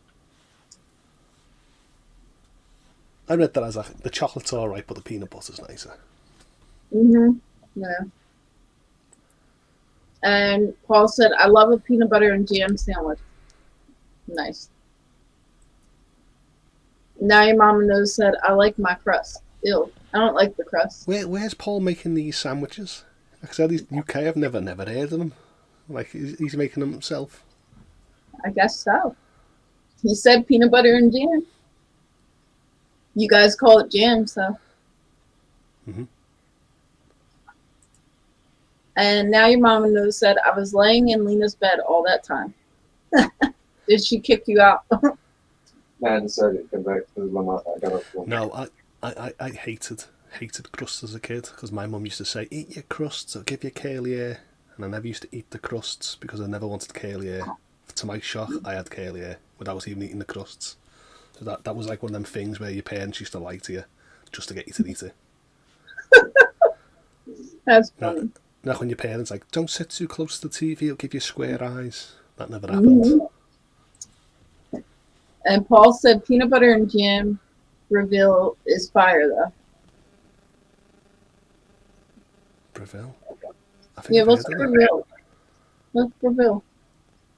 It's just going back to my childhood. Are they like they were like wafer sticks and stuff. I think they're like what you call like Pop Tarts. Maybe I think that's. Oh, okay, yeah. Yep, okay.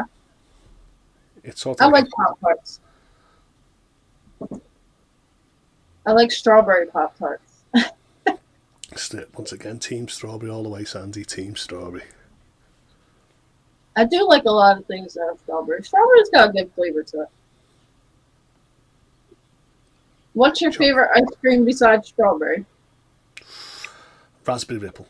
We call it Raspberry Ripple, so it's vanilla ice cream with like a raspberry swirl. So that if you open the tub, there's just raspberry drizzles round in a spiral. Oh, that sounds good. We have a strawberry swirl ice cream. It's vanilla ice cream with strawberry swirl going through it. Yeah. So you said no strawberry. We don't have strawberry. Raspberry Ripple, yeah, absolutely lovely. When I was a kid in school, I used to get like this little pot of plastic. I used to peel it off, and there used to just be enough raspberry swirl inside. It was absolutely gorgeous. That or strawberry mousse. Sounds good.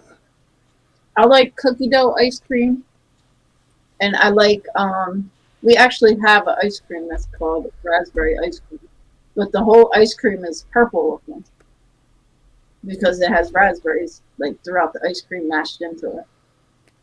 But my mum, to solve the problem with the kids that she has, she used to buy Napoleon ice cream. So it was strawberry, vanilla, and chocolate. It used to look like just a big. Yeah, we have that over here. So yep. That's used to solve problems. That works. But here, like my mum used to try like what we believed was American back then, and she used to cut like a jam donut in half and put ice cream on top of it. Or she used to get us American cream soda, which to us it was green, and they used to put like a vanilla scoop of ice cream on top of it, in like this American soda. And when I speak to Americans, they go, "No, I've never heard of that in my life." And I was like, "Why do we all call it American cream soda then?" So the Americans I spoke to, we were doing American things, and it wasn't even American. That's funny. I'm sure we think we're doing stuff from other places, and it's nothing like what they do over there. So it's the same thing. For years, my local supermarket called it American hot pizza. American hot pizza. And when I went over to America to try and find some hot pizzas, I thought I was very limited in what I could get compared to what I was actually eating. I was like, why did he use the word American? So it sounds very luxury, doesn't it? It very sounds foreign, so I think that's what it was. Paul said, Holtz, you're from the UK. You should know what a Breville is. Breville, like that. I don't actually know. Breville. You said it's a wafer, right? Like a wafer? I thought it was like a Pop-Tart with like jam inside of it. Or Pop-Tart, yeah, that's what you said. See, every time I think of Breville, I think of the brand name Breville, like they like sandwich makers or blenders or. Oh, okay. And Paul said salted caramel ice cream is the best Haagen-Dazs flavor. My favorite. That sounds good. I like caramel or caramel. What do you call it? You call it caramel or caramel, Holtz? Caramel. Okay, because a lot of people argue that, right? Listen here. I'm from the UK. As I mentioned, we've got 100 different accents and pitch tones. So even if we agree on speaking English, we don't agree in saying the word. Like my Japanese friend laughed at me. I know it's Monday, Tuesday, Wednesday, but here we go. See you, Sandy, on Monday. Monday, and everyone goes, it's not Monday, it's Monday. And I was like, yeah, I know that, but that's how we speak. See you Monday, see you Tuesday, Wednesday. So here, different region accents, we just call it anything. Whatever works, right? You know what each other meant. And Paul said it's like a toasty, basically.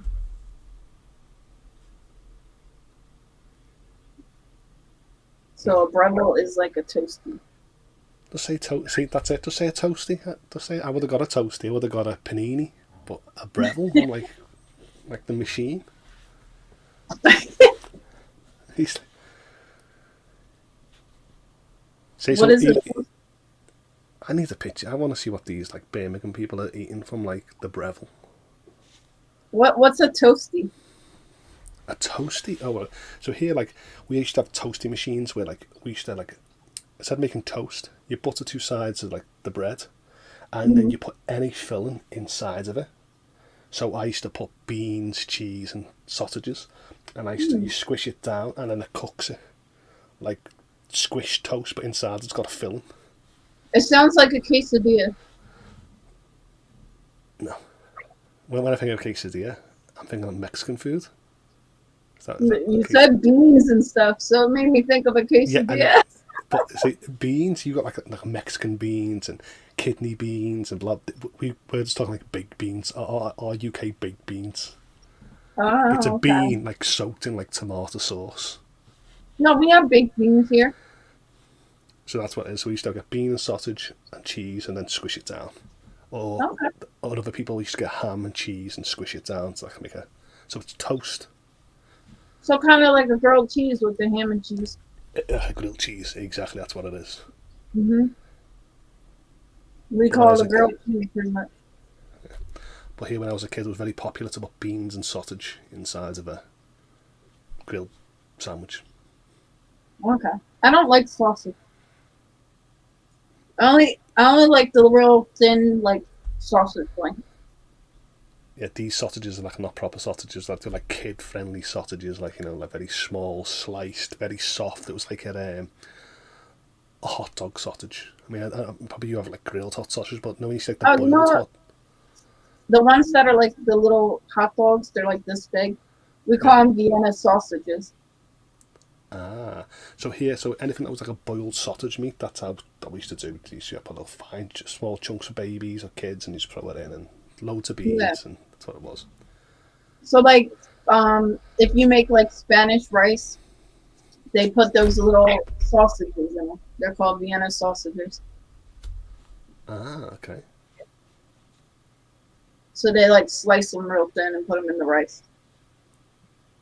I've never had it. Never had it. I've had that kind of sausage in like a pasta, but I've never had it. I've never had it in actual. It's good in rice. I have to try it. Paul said beans means Heinz. Beans means Heinz. Exactly. Is that like a name brand or something? Yeah, Heinz. Heinz is like the main brand here that we have.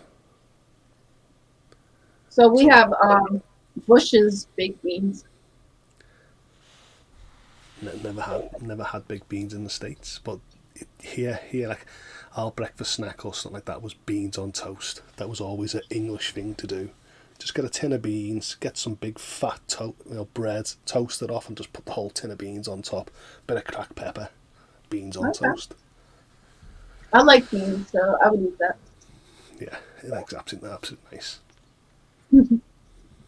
So, or we used to put like very soft cheese, like it was like kids cheese, like we call it Dairy Lee, but it was like very white cheese. There's no strength to it, there's no taste to it, just like kid friendly spreadable cheese. And that's what we used to do, put cheese on the toast and put the beans on top, and it was just delicious. Sounds good. Paul said beans on toast with plenty of cheese. Simple but amazing. That's I think that's a very British thing to do.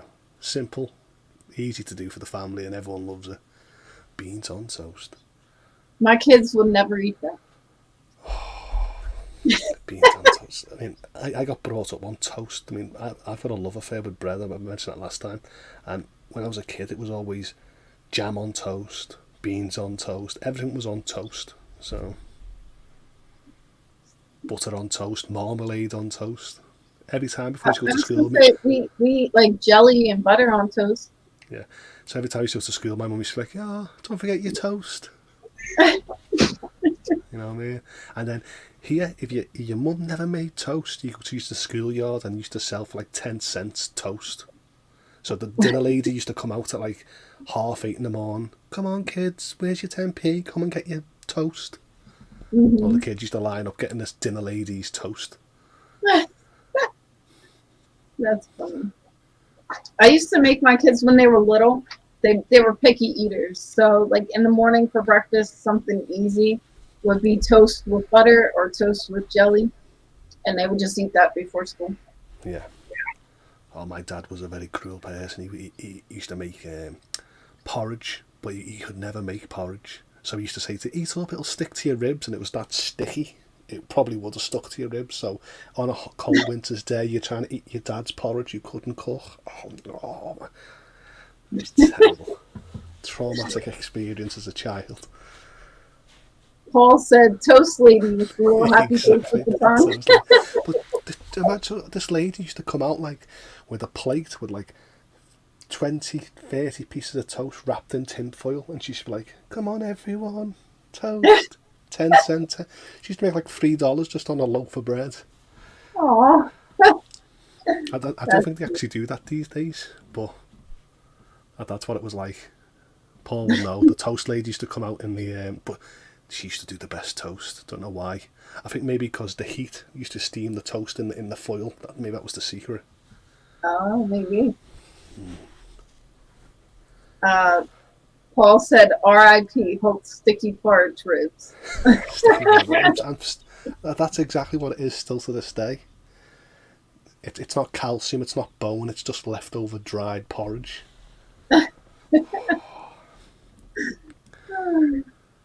Anthony's stepdad makes really, really good porridge. Which way? With milk or water? He makes it with milk. Salt? He makes it with milk and sugar and cinnamon. That's the luxury, back then it was just, a bit of water with a lace of milk. Yeah. Pinch of salt. It's called cornmeal porridge. Cornmeal porridge. That's what his stepdad makes. Ah. Now we used to do the Scottish porridge oats, the Scottish way. Just hot water, porridge, with a lace of milk and some jam on top. I like oatmeal. Oatmeal is good. Well, that's what porridge is, oatmeal. So porridge for like Anthony's family is cornmeal. Oh no! So me and you would be oatmeal. Oatmeal would be porridge. Mm-hmm. So my dad used to make it very sticky. Used to stick to the spoon, put that down, try and swallow it. It was that hot. It used to stay in your stomach. It used to warm you up all day. Oh. Paul said porridge with golden syrup. Golden syrup there. Is golden syrup like maple syrup? Yeah. Like that very treacle.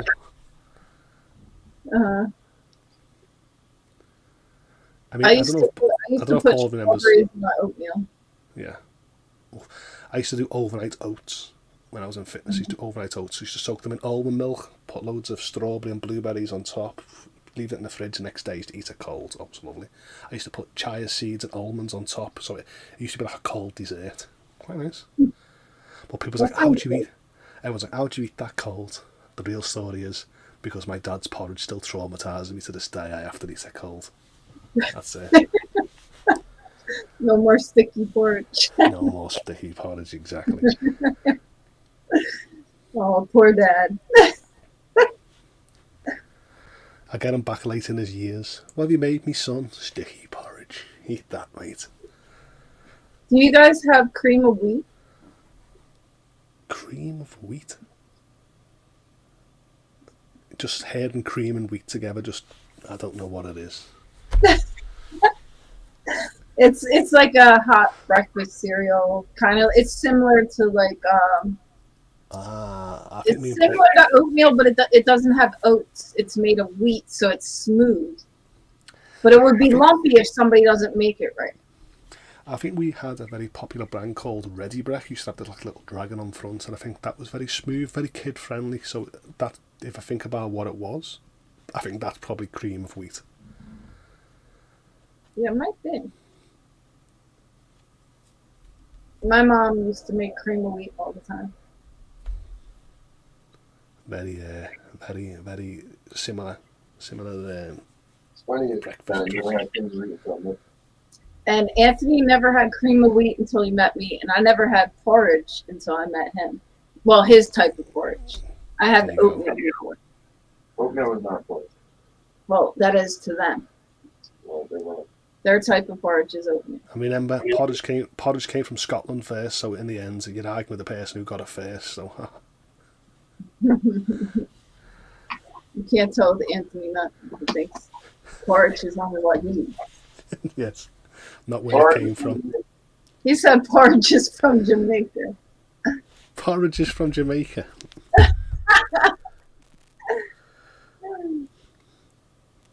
Well, everybody in Jamaica eats porridge. That's like He said everybody in Jamaica eats the cornmeal porridge. Well, guess what? Maybe everybody over there eats the oatmeal porridge. They call like oatmeal porridge. I should call my stepdad. Call. Put him on the show.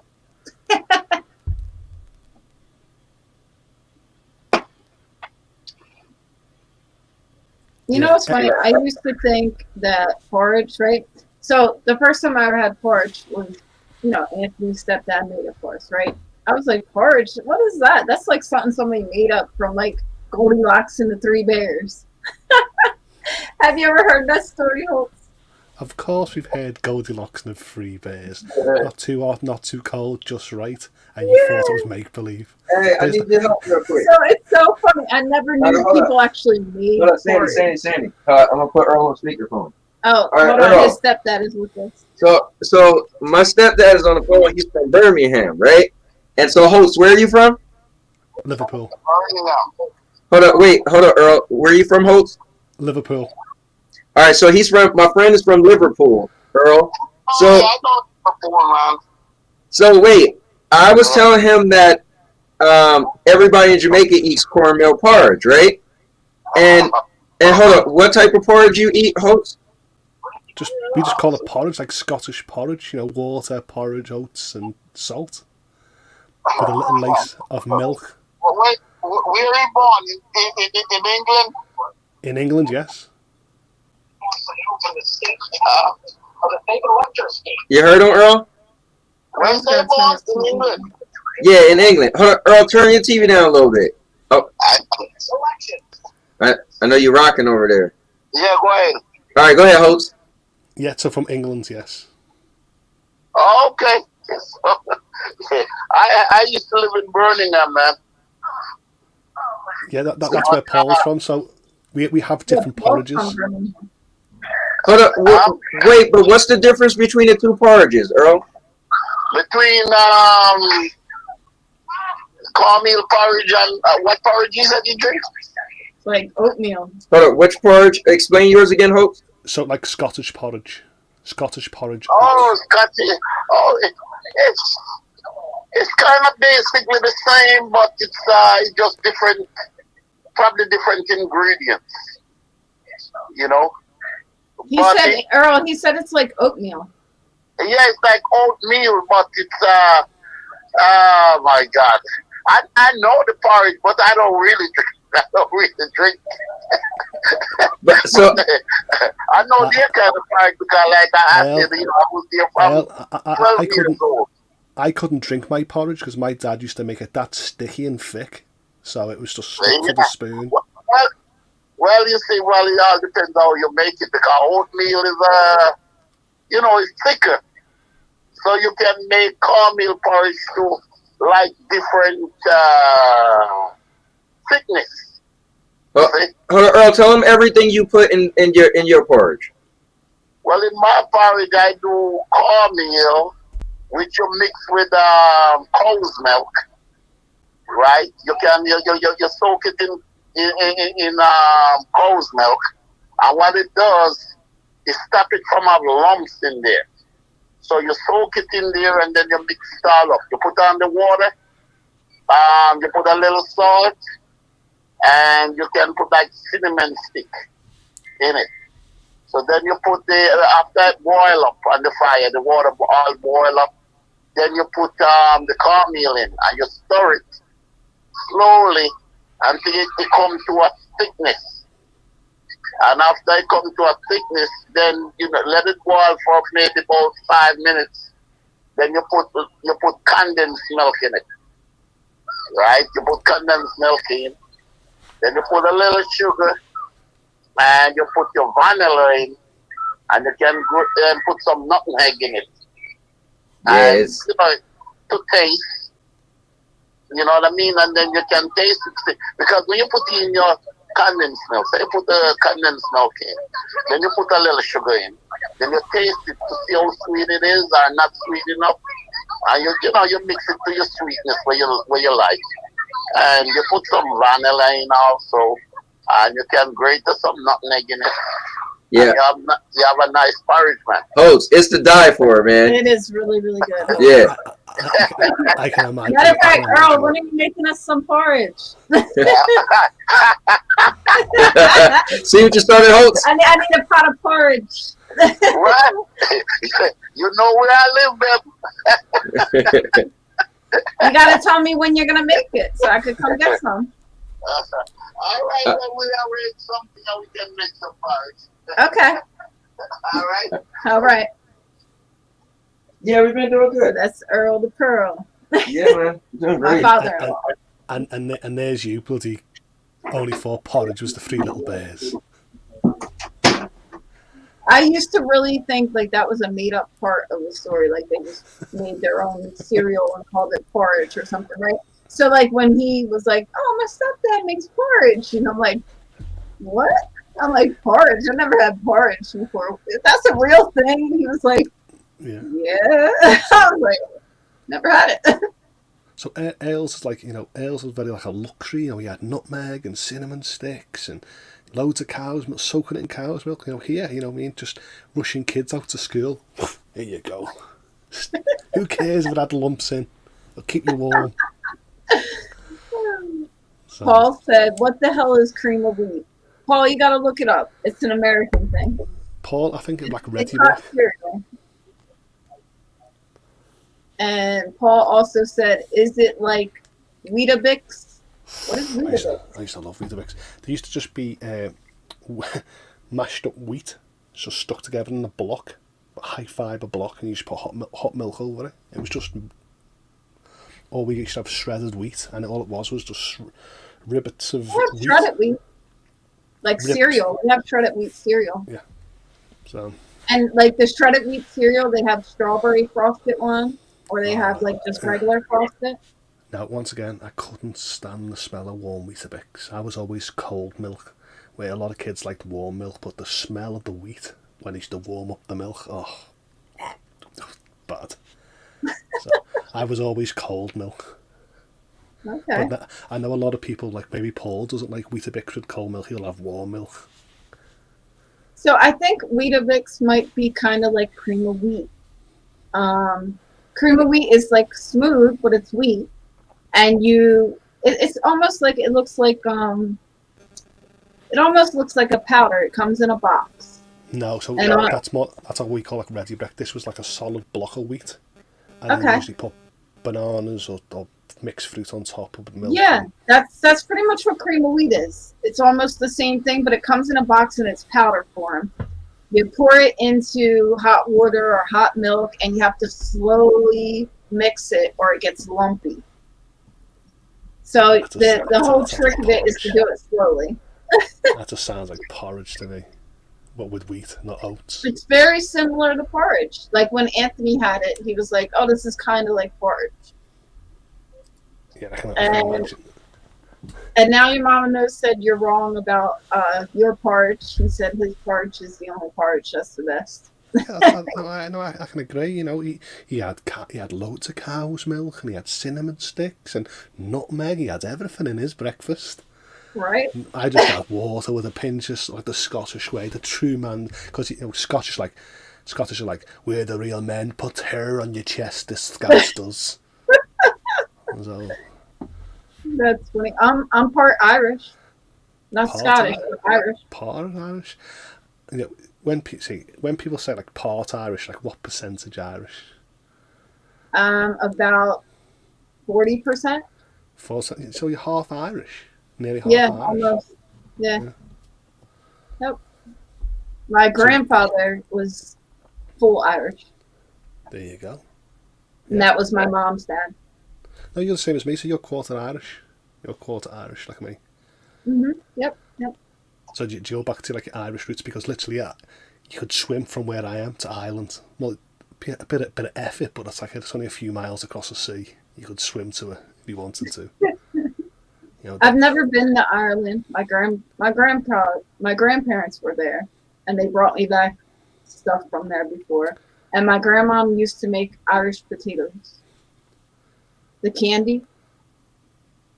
And do you like it? Yeah. It's the coconut with the cinnamon, and it's good. Two things, cinnamon and coconut. Oh. It's just. Paul said, "I'm from Birmingham." Yeah, that's what I mentioned. Paul's from Birmingham. And Paul said, "Where in Birmingham is Earl from?" I'm not sure exactly. And Paul also said, "Condensed milk is beautiful." That it is. And Purple Haze said, "Super interested to see how that tastes." Condensed milk, is that the tin milk? Condensed milk it's very sweet. It's like super sweet. So like when you add it to something, you don't really need sugar. Like you just put that in, and that's like your sugar. See, that's different upbringings. There's you with like sweetened milk, cinnamon. There's me with just a tub of sugar to sweeten my stuff. Spread it all on the porridge. And Jeff is in the building. He said, "Hey, it's the new co-host of the Opinionators." So Anthony's been replaced already. It was. And Paul said cold Weetabix is better. Yeah. So he actually likes it cold as well. And Jeff said, "Hey, Stadians." And Paul said, "Yeah, it's in a tin, Holtz." See, the whole point is in a tin. You know, back then the tins never used to have ring pulls, so you used to get a tin opener. But that was effort for that little small tin. And Paul said, "Add it in mac and cheese. It's great." I don't like mac and cheese as well, either. He's putting condensed milk in mac and cheese. I'm not really a mac and cheese lover. Yeah, but mac and cheese isn't supposed to be sweet, so I'm kind of like, I don't think I'd put condensed milk in my mac and cheese. So I don't know about that. Must be very smooth then if you put milk in it then, I guess. I put regular milk in my mac and cheese. Well, maybe to help make it like creamy. Yeah, condensed milk is sweet. So I don't know.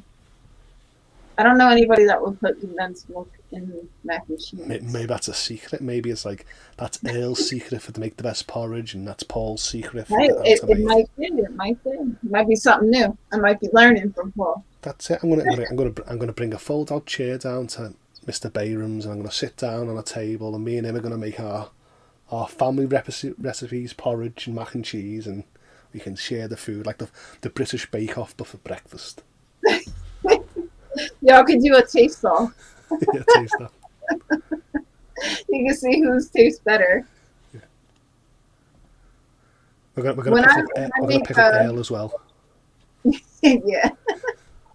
When I make mac and cheese, I put cheese, butter, milk, like homemade mac and cheese, butter, milk, and then I put like 3 different kinds of cheeses, and then I put breadcrumbs on the top so it gets like kind of crusty on the top. So what's the mac? Oh, the noodles. They're Is it like some elbow noodles? pasta. I don't know if you guys call it that, but they're like the little, like, I don't know, like half a moon looking pasta. Yeah. So that's how I make mac and cheese with those. It depends on the cheese. Absolutely depends on the cheese. So I put like 3 different cheeses in mine. I put sharp cheddar, I put white cheddar, and then I put regular cheddar. So it's pretty good. Yeah, go. And then I make a thing called Mexican lasagna. So you like Mexican food? I've heard this. I love Mexican food. So you take tortillas and ground beef, enchilada sauce, beans, corn. You can put anything pretty much that you will put in like a burrito. Is it just an enchilada in a tortilla instead of a? So you layer it like a lasagna. So you would put tortillas down on the bottom of the lasagna tray, and then you would layer it with meat, cheese, beans, and then you put another tortilla layer, meat, cheese, beans, whatever you want to put on top of it. So instead of using lasagna sheets pasta, you just put tortilla. Yep. Instead of pasta, you put tortilla. So it's actually really good. Instead of like a tomato, you just use enchilada sauce. Yeah. On top. Yep. Put some jalapenos. It's really, really good. And you can make it spicy or mild or whatever you want. So I make that, and everybody likes that. I'll just stick it in there, just a wrap. That's why I like if I make burritos or tortillas, I'll just stick it in there, all in the rice. I tried mungo beans the other day, chili flavoured mungo beans. That was actually quite nice. I threw that in the burrito. Nice. Brown rice. Good. Put chicken and steak in it. It was lovely. Nice. Yeah, I make all kinds of stuff. Like when I make tacos, I like to put rice, or not tacos, burritos. I make like barbecue pork burritos, and I put like rice, beans, barbecue pork, cheese, and then I wrap it into the tortilla. Well, when I actually make burritos or tortillas and stuff like that, I use an instrument called a scientific measuring scoop. It's my joke. Scientific measuring scoop, just to get enough beans, enough rice, just everything in a wrap. And everyone goes to me, "What is this scientific measuring scoop you use?" It's just the ice cream. It's just the ice cream scoop, and it just seems to just put them. Oh, nice. I just use the ice cream scoop and just put chicken, brown rice, beans, and it sort of just measures everything perfect. So it doesn't get too heavy so or it's not fall coming apart. out the sides and all over the place. But I call it a scientific measuring scoop, and no one knows it's an ice cream scoop. So I've just told you my secret. Oh, okay. And, okay, Paul explained it. He said, my bad, I was thinking of evaporated milk, not condensed. Yeah, I was going to say condensed milk is for, like, cakes, and it's for pretty much porridge because it's, like, sweet. Paul said condensed milk is what I use to make fudge cake or caramel. I love the word evaporated milk, like it's just steam. Evaporated milk? Yeah, I guess. Ain't that like the steam milk? I'm not sure. I think it is. I thought it was like this very sterilised, heavily sterilised, and you get that in a tin as well, I think. Yeah, I think so. I mean, evaporated milk is good for some stuff. I don't really use that often. I use regular milk or condensed milk if I'm looking for a sweet taste. Regular milk and everything to make it more creamy. Mm-hmm. Is Cowboy still after his porridge now? He'd be asking that tomorrow. I'm going to make my porridge. Anthony don't cook, so he doesn't make porridge. But his stepfather would make it for me if I wanted it. Yeah. We have, like I said, Scottish Oats is this guy in a kilt, big muscles and a vest top eating a bowl of porridge. That's him on the oh, you got it, yeah. Scottish porridge. It's gonna put hair on your chest. Yeah, put your hair. There he is in the winter with like sticky porridge. That's how he stays warm. Sticky porridge. Yeah. So that's what I'm gonna say to my parents. That's why I've got curly hair. You know, I had all my crust as a kid and hairy chest because of the porridge. I'm like, thanks you, porridge and crusts. That's hilarious. So that's how I can deal with the cold. It's just hair everywhere, just keeping me insulated. It's from all the porridge you ate as a kid. It gave you insulation. Yeah, that's it. How can you deal with the cold? What? It's cold? It's not cold. Like I got a built-in fur jacket. Yeah. Legend has it. It's like, you know, the porridge is still cooking inside. It's just there, stuck. That's why the story Three Bears, the Gold Ox and the Three Bears. That's why they had hot porridge before they hibernated, to keep them warm all winter. Paul said, "Holtz, is white people porridge with only salt as seasoning?" Well, it is. You know, it's like, you know, you have to go back to like the simplicity of like getting oats, and you know, a lot of seasoning was more like from European countries or countries of like, you know, different things. So our culture was just, you know, milk was a luxury item as well. Milk was a luxury item in certain stuff. It was only used for certain stuff. So to feed families, big families, it was, especially like from the Scottish culture, it was just water with oats and a pinch of salt. And that recipe was like hundreds of years, well before America was founded and all these other places. And now you can jazz it up with cinnamon and nutmeg. But who heard that centuries ago? Who ever heard of nutmeg and cinnamon? So the simple thing was just a big, huge pot of oats on boil. Paul said, most UK people don't season food. It's a crime. I don't think I could eat like really unseasoned food. Like, I'm white, don't get me wrong. And a lot of people, that's like a going joke, right? So they always say, oh, white people don't know how to season their food and they eat bland stuff, blah, blah, blah, right? But I've always learned to season my food. Well, my Japanese friend, I don't eat it any other way. she was very insulted when I first met her about British food. And I was naming like cultured food, like from centuries ago, like potted pies and desserts and stews. And she was like, oh, I didn't know the British food done that. I said, yeah, because we've got our own recipes that don't rely much on like what the French used to do, or the Italians use it with all their seasoning. And when I showed her pictures of our desserts and stews and dinners, she was like, wow, I didn't know that. I said, well, I'm the only UK person you speak to. So I think a lot of people just perceive that we're bland, but we do have loads of stuff. Yeah. All hard. Like in our country, we come from like loads of root vegetables and, you know, livestock. So in the end, when we have our dinners, it's usually like potatoes, loads of root vegetables. Similar to Irish or fish. Yeah, exactly. Well, our Northern Ireland is part of the United Kingdom as well, so that is how we've got it. But if you speak to a European, they'll say, oh, the UK have got nothing but crap. But I'm like, if I had my mum's apple pie or stuff, I'm like, oh, it's the best apple pie I've ever had. Or certain dinners, I can go on, but yeah, a lot of people just perceive where I'm from, it's just bland. We don't have no culture or heritage, and I'm like, well, they say that about white people in general. So that's like the thing they say, white people don't season stuff. Well, it's not true.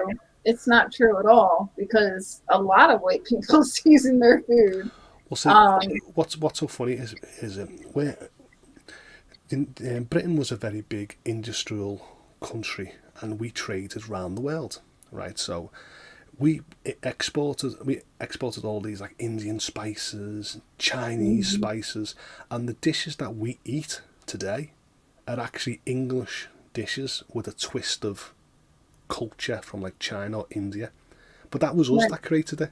So when we created the curry or we created a certain dish, they go, oh, it's Indian curry, and I go, no, they don't eat it like that. We created it by using their spices. So that's what I say. Wow. Yeah. See, people don't know that because they just think what they think. It's a stereotype, you know. So. It is what it is. Where I'm from, it was a big, huge, major port across the British Empire for years, and we used to export and import to the Caribbean and all stuff like that. So we were very rich in what we knew to season, for example. But a lot of people just think, yeah, we just had salt. Mm-hmm. Salt and pepper. I do love a bit of black pepper though. Paul said, Holtz, make me an apple pie. I do make a nice apple pie. I do make a nice scones as well. And I do make a lovely Manchester tart. You'll like it. It's like a thin-based pastry with strawberry jam, layered with bananas on top, with sprinkles of coconut shavings on top. That sounds good. And we call it a Manchester tart. That sounds really good. It is good. Paul said Birmingham invented the Balti. Exactly. So I knew Birmingham was actually a big, huge place inspired by a lot of Indian dishes, but it was Birmingham. So when you go, oh, I love an Indian balti, it's really a Birmingham balti used with Indian spices. Wow. That's cool. But I tease people all the time. I make a lovely strawberry cakes like a Manchester tart or a strawberry trifle, and I always send them to my when it sort of language exchange, and they're like, oh, you make that? I go, it's not that hard to make. And they go, I've never seen a dessert like that. I'm like, oh, nice. Yeah.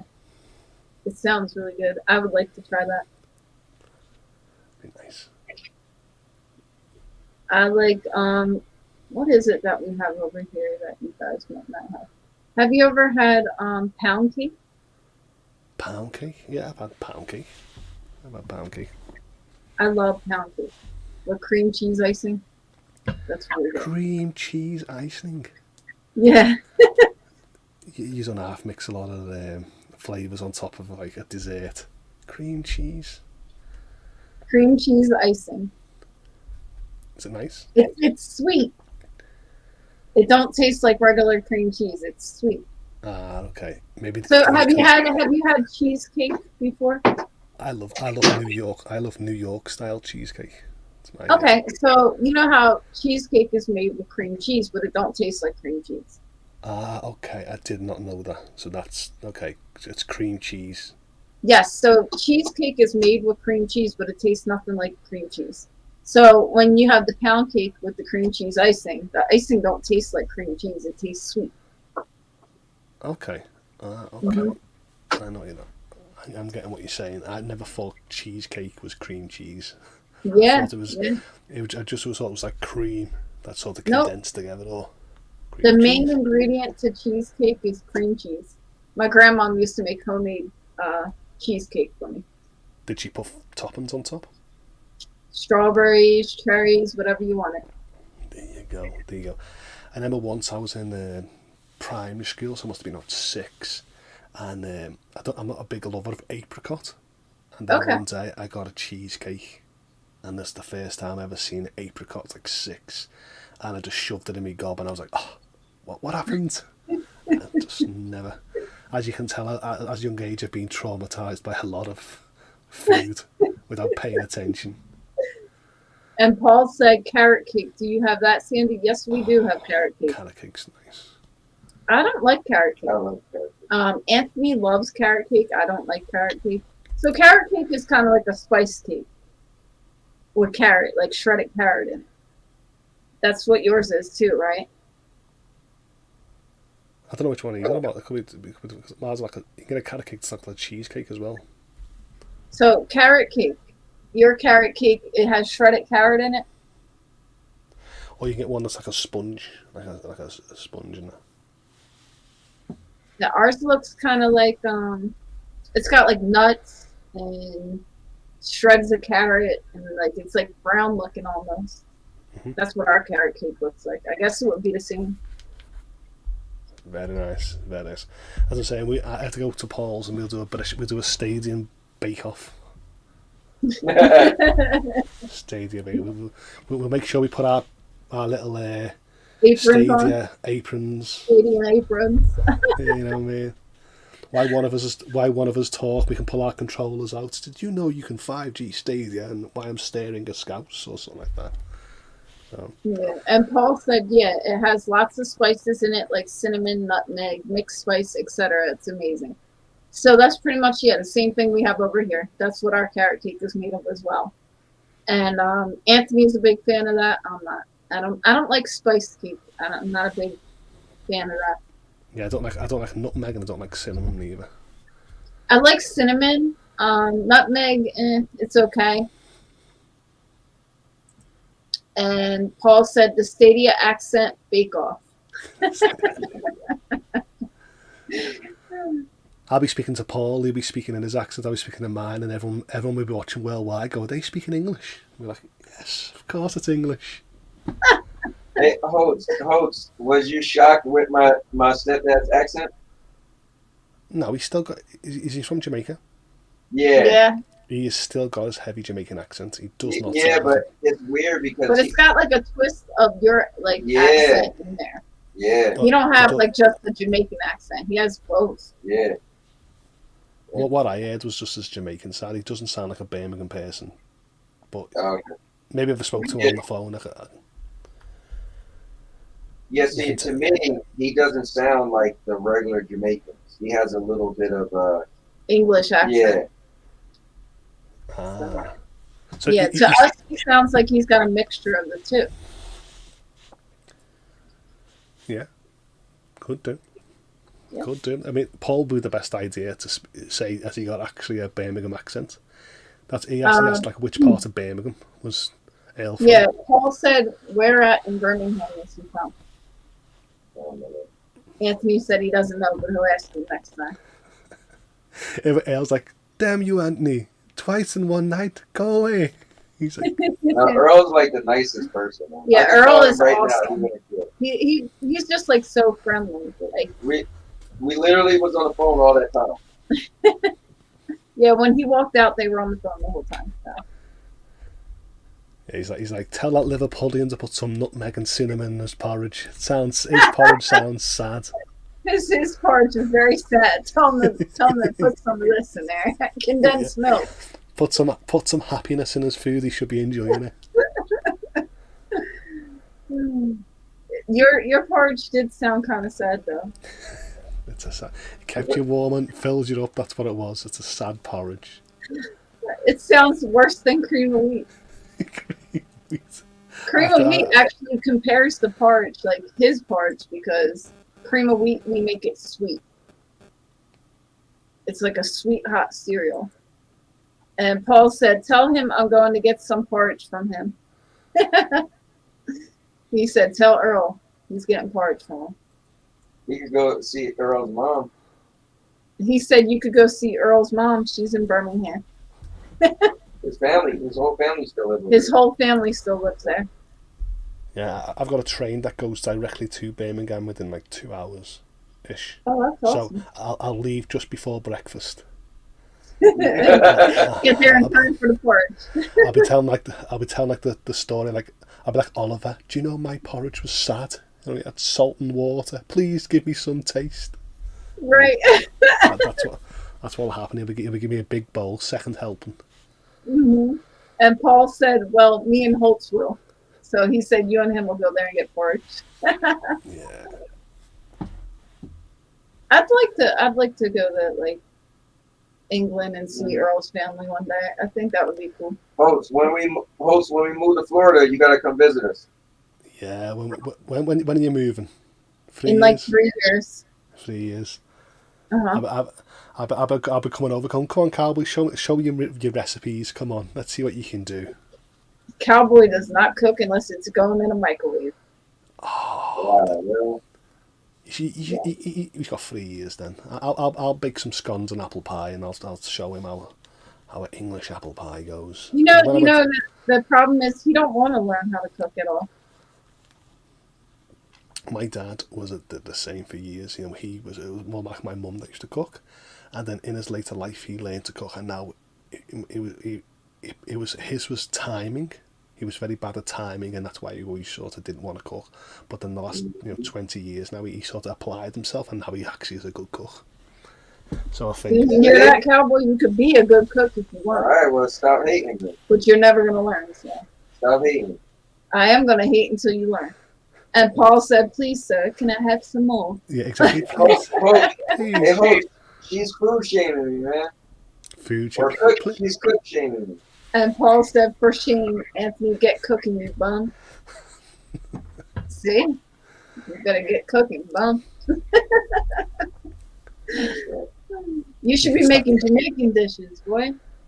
Yeah, you should start making off with porridge tomorrow. Porridge. Jamaican porridge. You better start making that porridge. You gotta have Earl teach you.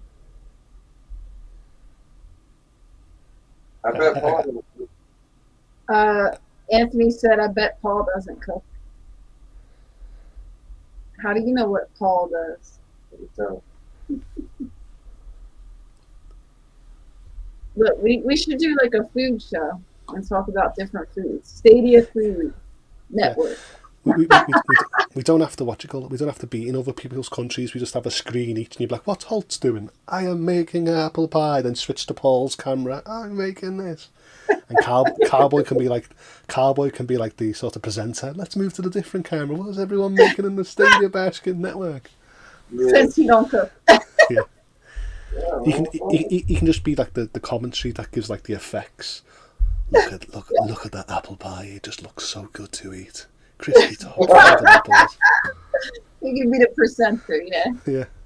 Look at the presentation of them crisp green apples and the way he slices. What's Holt going to do? Is he going to add custard or is he going to add ice cream? That is the mystery. Tune in the second half. You'll find out. So. Hey, listen, he's always showing my food to everybody when I cook. Your food looks good. Like I said, he's always grateful. He's always happy. He's always showing it to the... Look at that. Yeah. I'm always coming in here when you're streaming. Here's your food. One of these days you're going to like, "Huh? Where's my food gone?" So always on cue. Looks good. When she's out. Yeah, when I'm out and I'm not home to make him food, he notices it. Then he's sitting here starving. Oh. And Paul said, I cook more Jamaican food than you, Anthony. And Paul said, Holtz, I'm cooking this. Me, I'm cooking this. Anthony, I'm painting this. So you guys will be doing all the cooking while he just says he's putting it over on social media. Look how good this apple pie Holtz made is. Yes. That's it. He'll big it up so it's epic. Epic apple pie. This apple pie is going to be epic.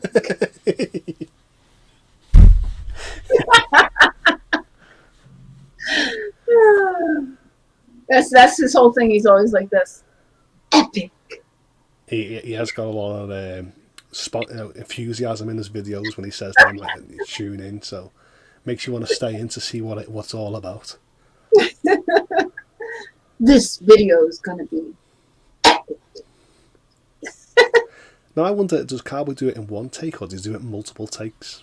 Like, He just does it like that every time. So he hasn't got loads of camera videos on his phone. Well, he needed a practice today because his intro was terrible today. He was like, just like crack. He was like, oh, do you know what? doesn't matter. Yeah, just give up. He started off with something that he thought was going to run with it, but it just didn't stick. Didn't stick like Holtz's dad's porridge. He had a sticky opening. Yeah, so people are going to now like photo image me in like this little poor kid now with a little bowl of sticky porridge. Like, oh look, there's Holtz. Look, Oliver with a little sticky porridge. That's it. Oh, that's funny. That is good. So what are you planning to do with the rest of your evening, Hope?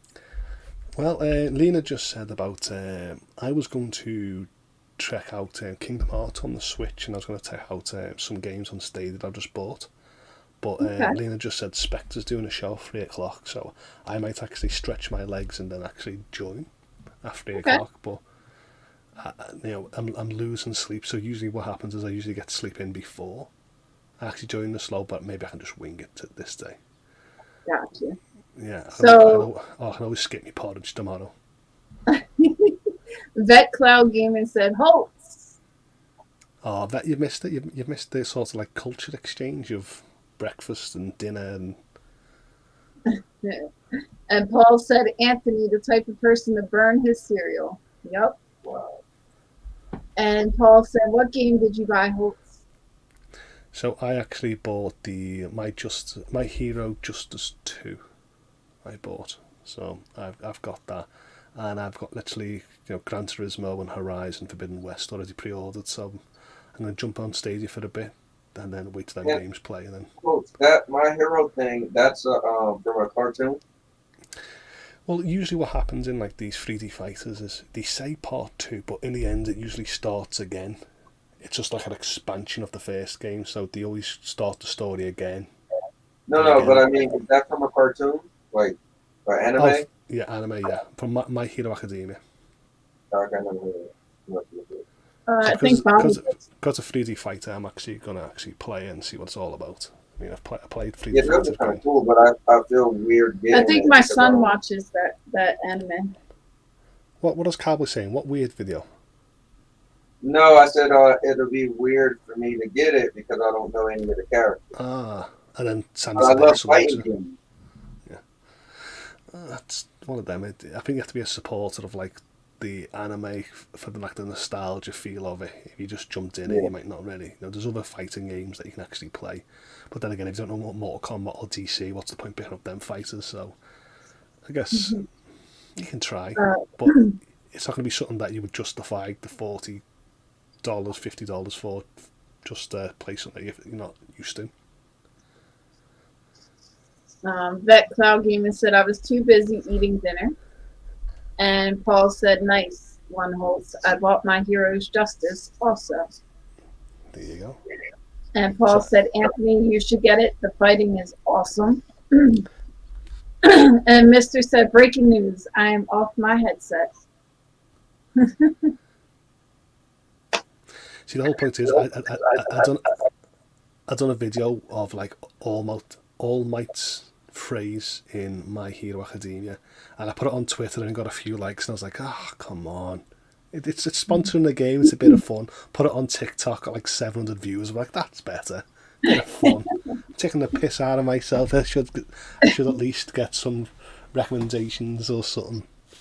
Yeah. I'm playing Life is Strange.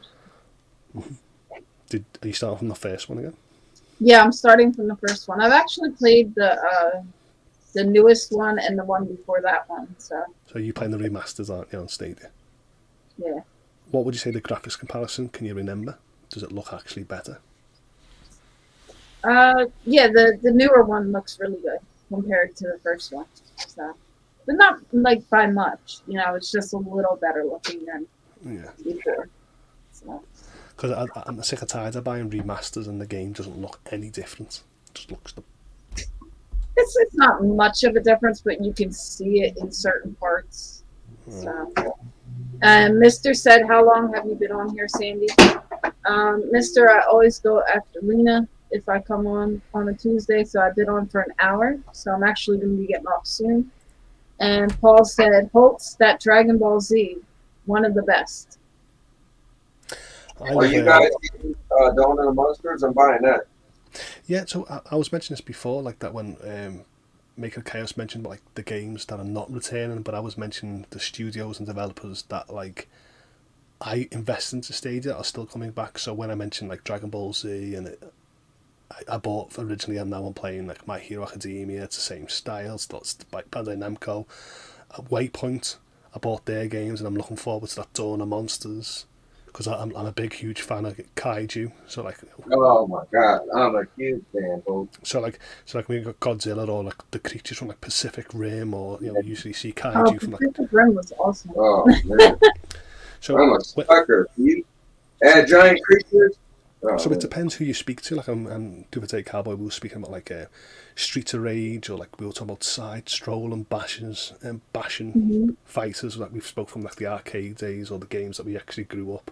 I like stuff like that. So in the end, to us, we can justify why the game sounds interesting from the developer and the art style to justify why we're buying it or playing it on Stadia. But to a lot of people, they'll see it and go, "Oh, looks crap." Right. But then they justify their stuff that we look at their platforms and go, "Oh, yeah." looks crap." So Hope, before the developer, because I was shocked when the developer said his inspiration was more beat 'em ups, right?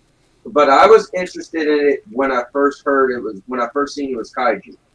I was automatically like, oh man, and because I didn't think of it as a beat 'em up. I just looked at it as like a kind of like the Godzilla game for back in the day, where it's just a bunch of big monsters fighting each other, right? But now it's even more fleshed out, knowing that it's based off of like Streets of Rage and stuff like that. Yeah, so I feel like that if I speak about like Streets of Rage or I speak about kaiju, it's only going to cater to certain people. But I feel like this game is for me. And when I look at Way Forward, and they're bringing games like the Troll Hunter game, for example, which is like a big series for like the younger family on Netflix. I'm like, they actually are bringing the games, but it's not the big hitters that everyone's like, oh, what defines it. But I feel like when Stadia did bring the big hitters like Resident Evil Village or FIFA 22, no one really actually cared. I feel like every time I speak about something, someone always puts a spin and does a counter argument, and I'm like, Mr. said, "Am I in another world? A conversation about anime with Sandy? This isn't reality." And Mr. said, "Wow, I was on the headset that long." Yeah. Oh, what's the one with Leonardo DiCaprio? The movie where he's stuck in the mind. Blood Diamond? No. He's stuck in the what? In the mind. He's stuck in like the people's mind world. He has to spin a thimble to actually know he's actually in real life. Mr. Airworld. Inception. Because Mr. Airworld's been so long in VR with his headset, is like, are we in the real world? Or are we still in VR? He's like, he's not sure. Mr. said they tricked me into a rap battle I didn't want to be in, so I was trapped, but people gave me props. I'm sure you suck hard too. And Mr. said this older lady told me that she's admired by me. I was like, okay. And he also said, what'd you say, Holtz? Old lady, he's like making out like he went to a care home VR set or something to start rap battling with old people. Yeah. And if it's in VR, how you really know if she's an old lady? You could be some fat dude in his basement. Well, the whole point is, in VR chat and stuff like, you can actually external record your actual avatar. So I'd love to see what like Mr. World's actually rapping about or joke. It'll be good content to actually see what that kind of VR space is like, to show it to people like us. Mm-hmm. Right. Mr. said, when I first started VR, it wasn't like this. Now there are people in their 80s and 70s on there. And Paul said, Dawn of Monsters looks awesome. And Mr. said, Anthony, read Sandy's body language. She's ready to get off the hill. You're crazy. Sandy's just on and on and on. And Mr. said, Sandy, just leave Anthony. Come to VR where I can read body language. And hey, Paul said, Inception. What do you mean? Mr. Ravenworld thinks the woman's dancing with him, thinking it's body language, but the poor old woman's got a hip replacement standing there in VR going, what's the matter, young man? Hey, Paul, Inception's a really good movie with Leonardo DiCaprio. Yeah, that's what I said. Yeah, you gotta see that. Holtz and Paul, just so you guys know, I'm putting you on notice. Nobody better not get Dawn of the Monsters, because I'm gonna run that game. Just letting y'all know. What do you mean? We can't get it.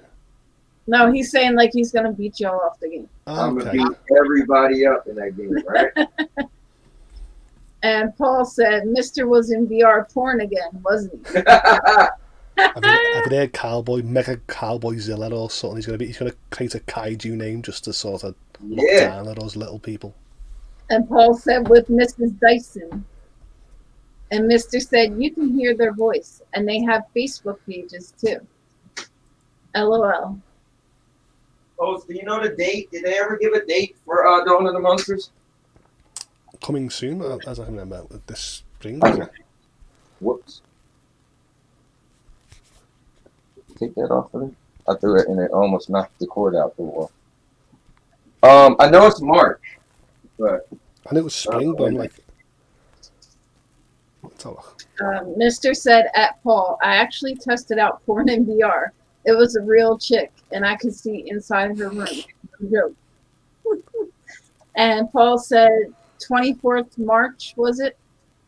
Oh, wow. Later March. That's right. And Mr. said, Paul, it was so up close I could even read her text messages. I'm an open book. I was curious. And Ron Slusher said, Cyberpunk. I'm gonna watch the review for My Hero Justice too. I love the way Mr. Airworld's just so straight up. I was watching a porn video in VR and I just decided to read the text messages and it's like, wow, money worth spent. Money worth spent.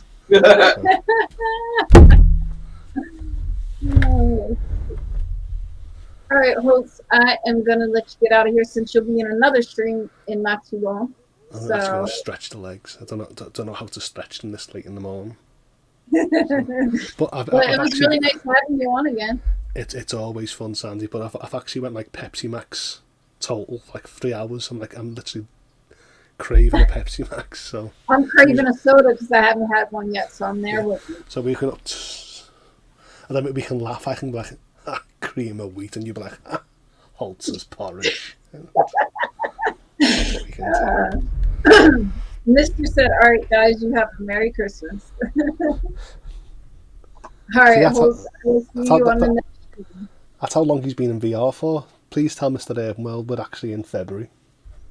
Mr., it was actually just Valentine's Day yesterday, okay? Get it together. Okay, until next time, guys. Have a good night. You too. Ciao. Bye. And now, your mama knows. Bruce, unleash the baby god dragon!